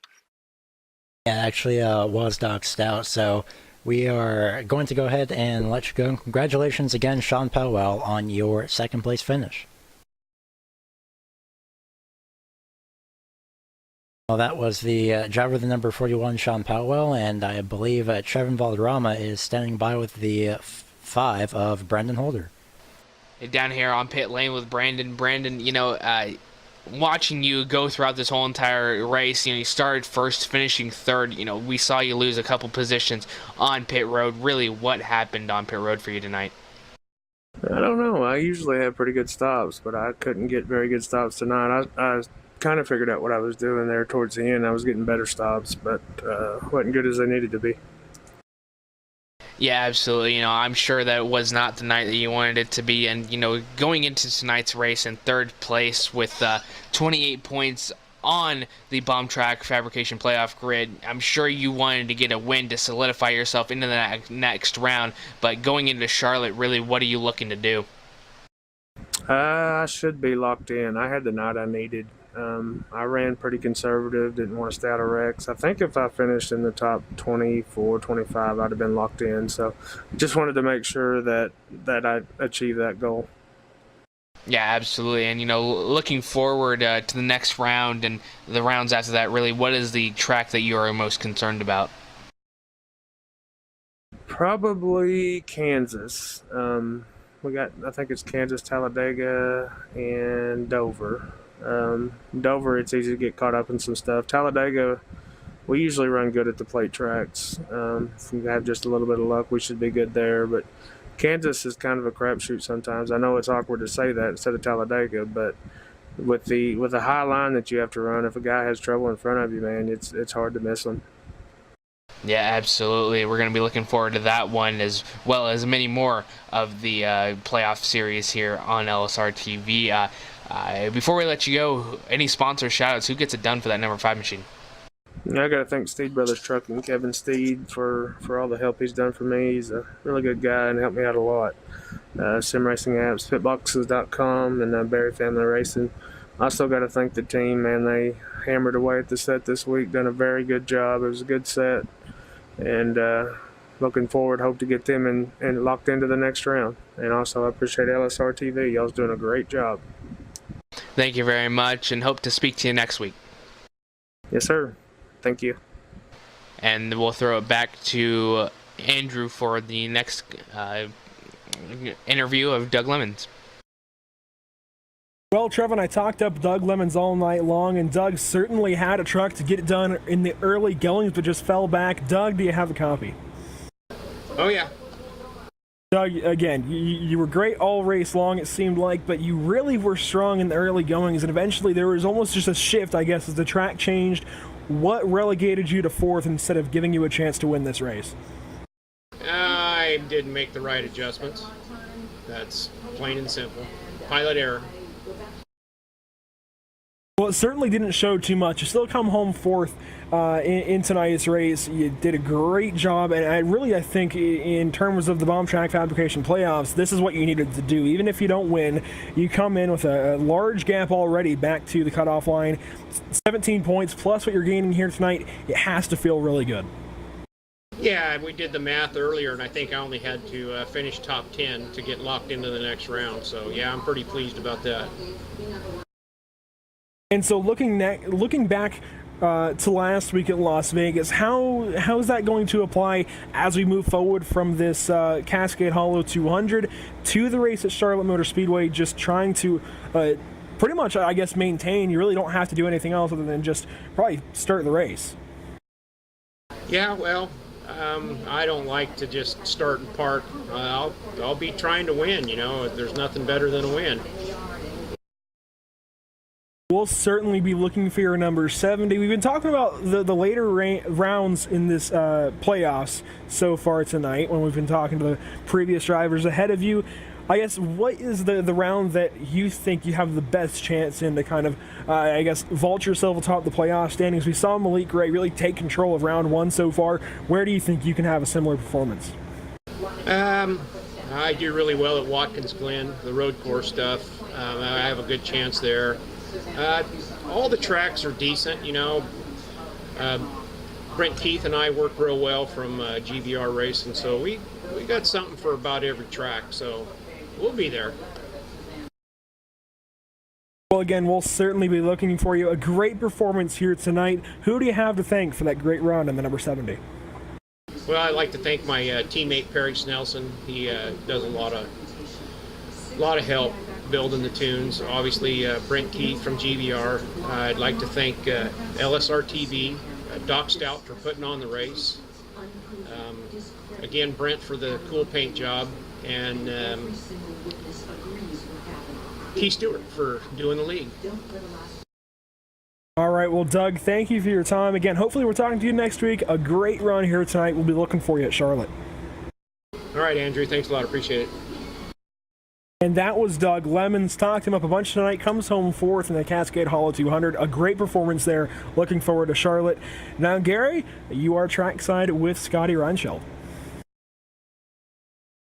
Yep, standing next to the number 27 machine here with the driver of the number 27, of course, Scotty Reinschild. Well, Scotty, you came into this race fourth place in the Bomb Track Fabrication playoff standings, and you finished in fifth place, last driver in the top five as Bruno finished behind you, but nonetheless 5 positions up from where you started. So how was that race out there tonight? How's the track surface? Because that long green flag run at the end had more than likely killed your tires by the end of that. Yeah, the track got pretty neutral, really. It was fairly easy to drive. This isn't a strong track for me, and I really just wanted a top 10 finish tonight, so to bring it in fifth, pretty happy with that. You definitely pulled that off to a great delight. 5 positions extra as well from, again, where you started. So as we head into Charlotte next week, what are your thoughts on that, and what do you think is going to be the most challenging track for you within the next 7-8 races? Next week I'm looking forward to. I like Charlotte. I like that it's afternoon. It should make it more of a driver's type race. And it should spread the field out a little bit. I think it'll be a good track. I'm really gonna try the same mentality, not really trying to kill anything, just trying to bring it home in one piece and get a good finish. As far as the rest of the playoffs, probably my biggest hurdle will be, I believe we maybe go to a plate track, and I don't remember if it's Daytona or Talladega, but I really despise plate racing, and it's painful to me, and I really don't like much about it. But so that's going to be the hard one for me. I feel like a lot of times it's more luck than anything on whether you just get to the end of those. But other than that, I'm pretty comfortable with the rest of them. Not really that strong at Watkins Glen. I think we go there, but I think I'll do okay. But yeah, probably the plate track, or whichever one falls in our playoff here, will probably be my biggest hurdle. And that will be at Talladega, so at least on the broad side, there is wider room there at Talladega, so you don't really have to be worried for a little bit of a thinner track width, essentially, for Daytona. So we also do head to Watkins Glen over on the 31st of October, so definitely going to be very interesting to see that road course there. So before we go ahead and let you go, we're going to open the floor to you to give a shout out or thank whoever makes it happen for you for this 5th place finish. Oh yeah, for sure. You know, the team Gen X Racing, a lot of good guys. Everybody puts in help at different areas and definitely makes a difference. Corey for being up on our crew chief stand, calling some stuff out for us, and you know, Sean's help with the setup, you know, making sure we have a fast truck every week, and you know, you guys making sure we got a good broadcast for the people at home. I know my family and friends really enjoy watching, and Keith and eSpeed for putting on everything. And our playoff sponsor for sure. I didn't thank them last week, but they're is it Bomb Track Fabrication? They really did a nice thing sponsoring our playoffs, so we appreciate that. We appreciate you coming out here with all these other drivers and putting on the show for us. We're going to go ahead and let you go. Congratulations again, Scotty, on your 5th place finish. Thanks, guys. See you next week. That was the driver, the number 27, and we'll hand it back over to Andrew. Thank you, Gary. And I mean, what a race this was. There was action from the drop of the green flag. We came in, we saw Brendan Holder really command the early goings, then lost the lead. And from there, between Tim Marlowe, Doug Lemons, Matt Kingsbury, the lead changed hands as many times as you could want it to here at Richmond Raceway. It was a very exciting race. Obviously, the eSpeed Contender Series putting on some great racing, and we have a lot to look forward to the rest of this season. Gary, what were your thoughts? Well, it was definitely very interesting to see the race here tonight, especially after the second half. Everyone has definitely taken advantage of this track as much as possible. Sean Powell had a few attempts, and, well, we definitely haven't seen the loss of Brandon Holder for this week, so I expect to see him back up front within the top 3, or at least the top 5, rather, by next week at Charlotte. Yeah, definitely. Watch for everybody who was good tonight to be even better next week at Charlotte. And the guys who maybe struggled tonight, watch for them to be basically the wild cards next week at Charlotte.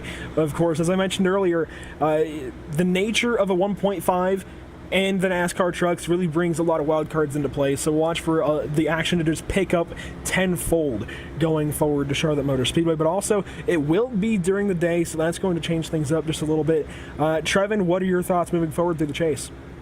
You know, everything will be on the line here in the Bomb Track Fabrication playoffs, and, you know, all these drivers are going to try everything that they can to get stuff done, and, you know, you just got to love the sense of urgency all of these guys perform and put on week in, week out, and I'm just really excited to see how next week will play out for all of these drivers still inside of this playoff of round of 16 and trying to fight their way in. And, you know, the guys on the lower side like Keith Stewart, Sean Ryan, Everett Lane, and Tim Marlowe still fighting to get themselves into that next round. So I feel like Charlotte will be the great equalizer here because it is during the day and it will make it that much harder to run on. Again, such an exciting Bomb Track Fabrication playoffs so far. Such an exciting race tonight here from Richmond Raceway. You got to thank Cascade Hollow Motorsports for sponsoring tonight's event. But that does it for us tonight here from the Richmond Raceway. We hope you join us again soon as we have 4 races live on LSRTV next week. You can find our full broadcast schedule at livesimracing.com. But the best way to stay up to date with us is through social media. You can like us at Facebook at facebook.com/LSRTV official and follow us on Twitter at LSRTV. For more information, Sorry that got messed up. On behalf of our entire team at LSRTV, for myself, Andy Cardinale, Gary Weaver, Trevor Valderrama, and our producer Hugo Louise, we want to thank you for tuning in and congratulate Malik Ray for winning tonight from Richmond. Bomb Track Fabrication Playoffs continue next week on Wednesday, October the 3rd from the virtual Charlotte Motor Speedway. That race and every race of the 2018 eSpeed Contender Series playoffs can be found right here on LSRTV, your home for sim racing. Until next time, good night.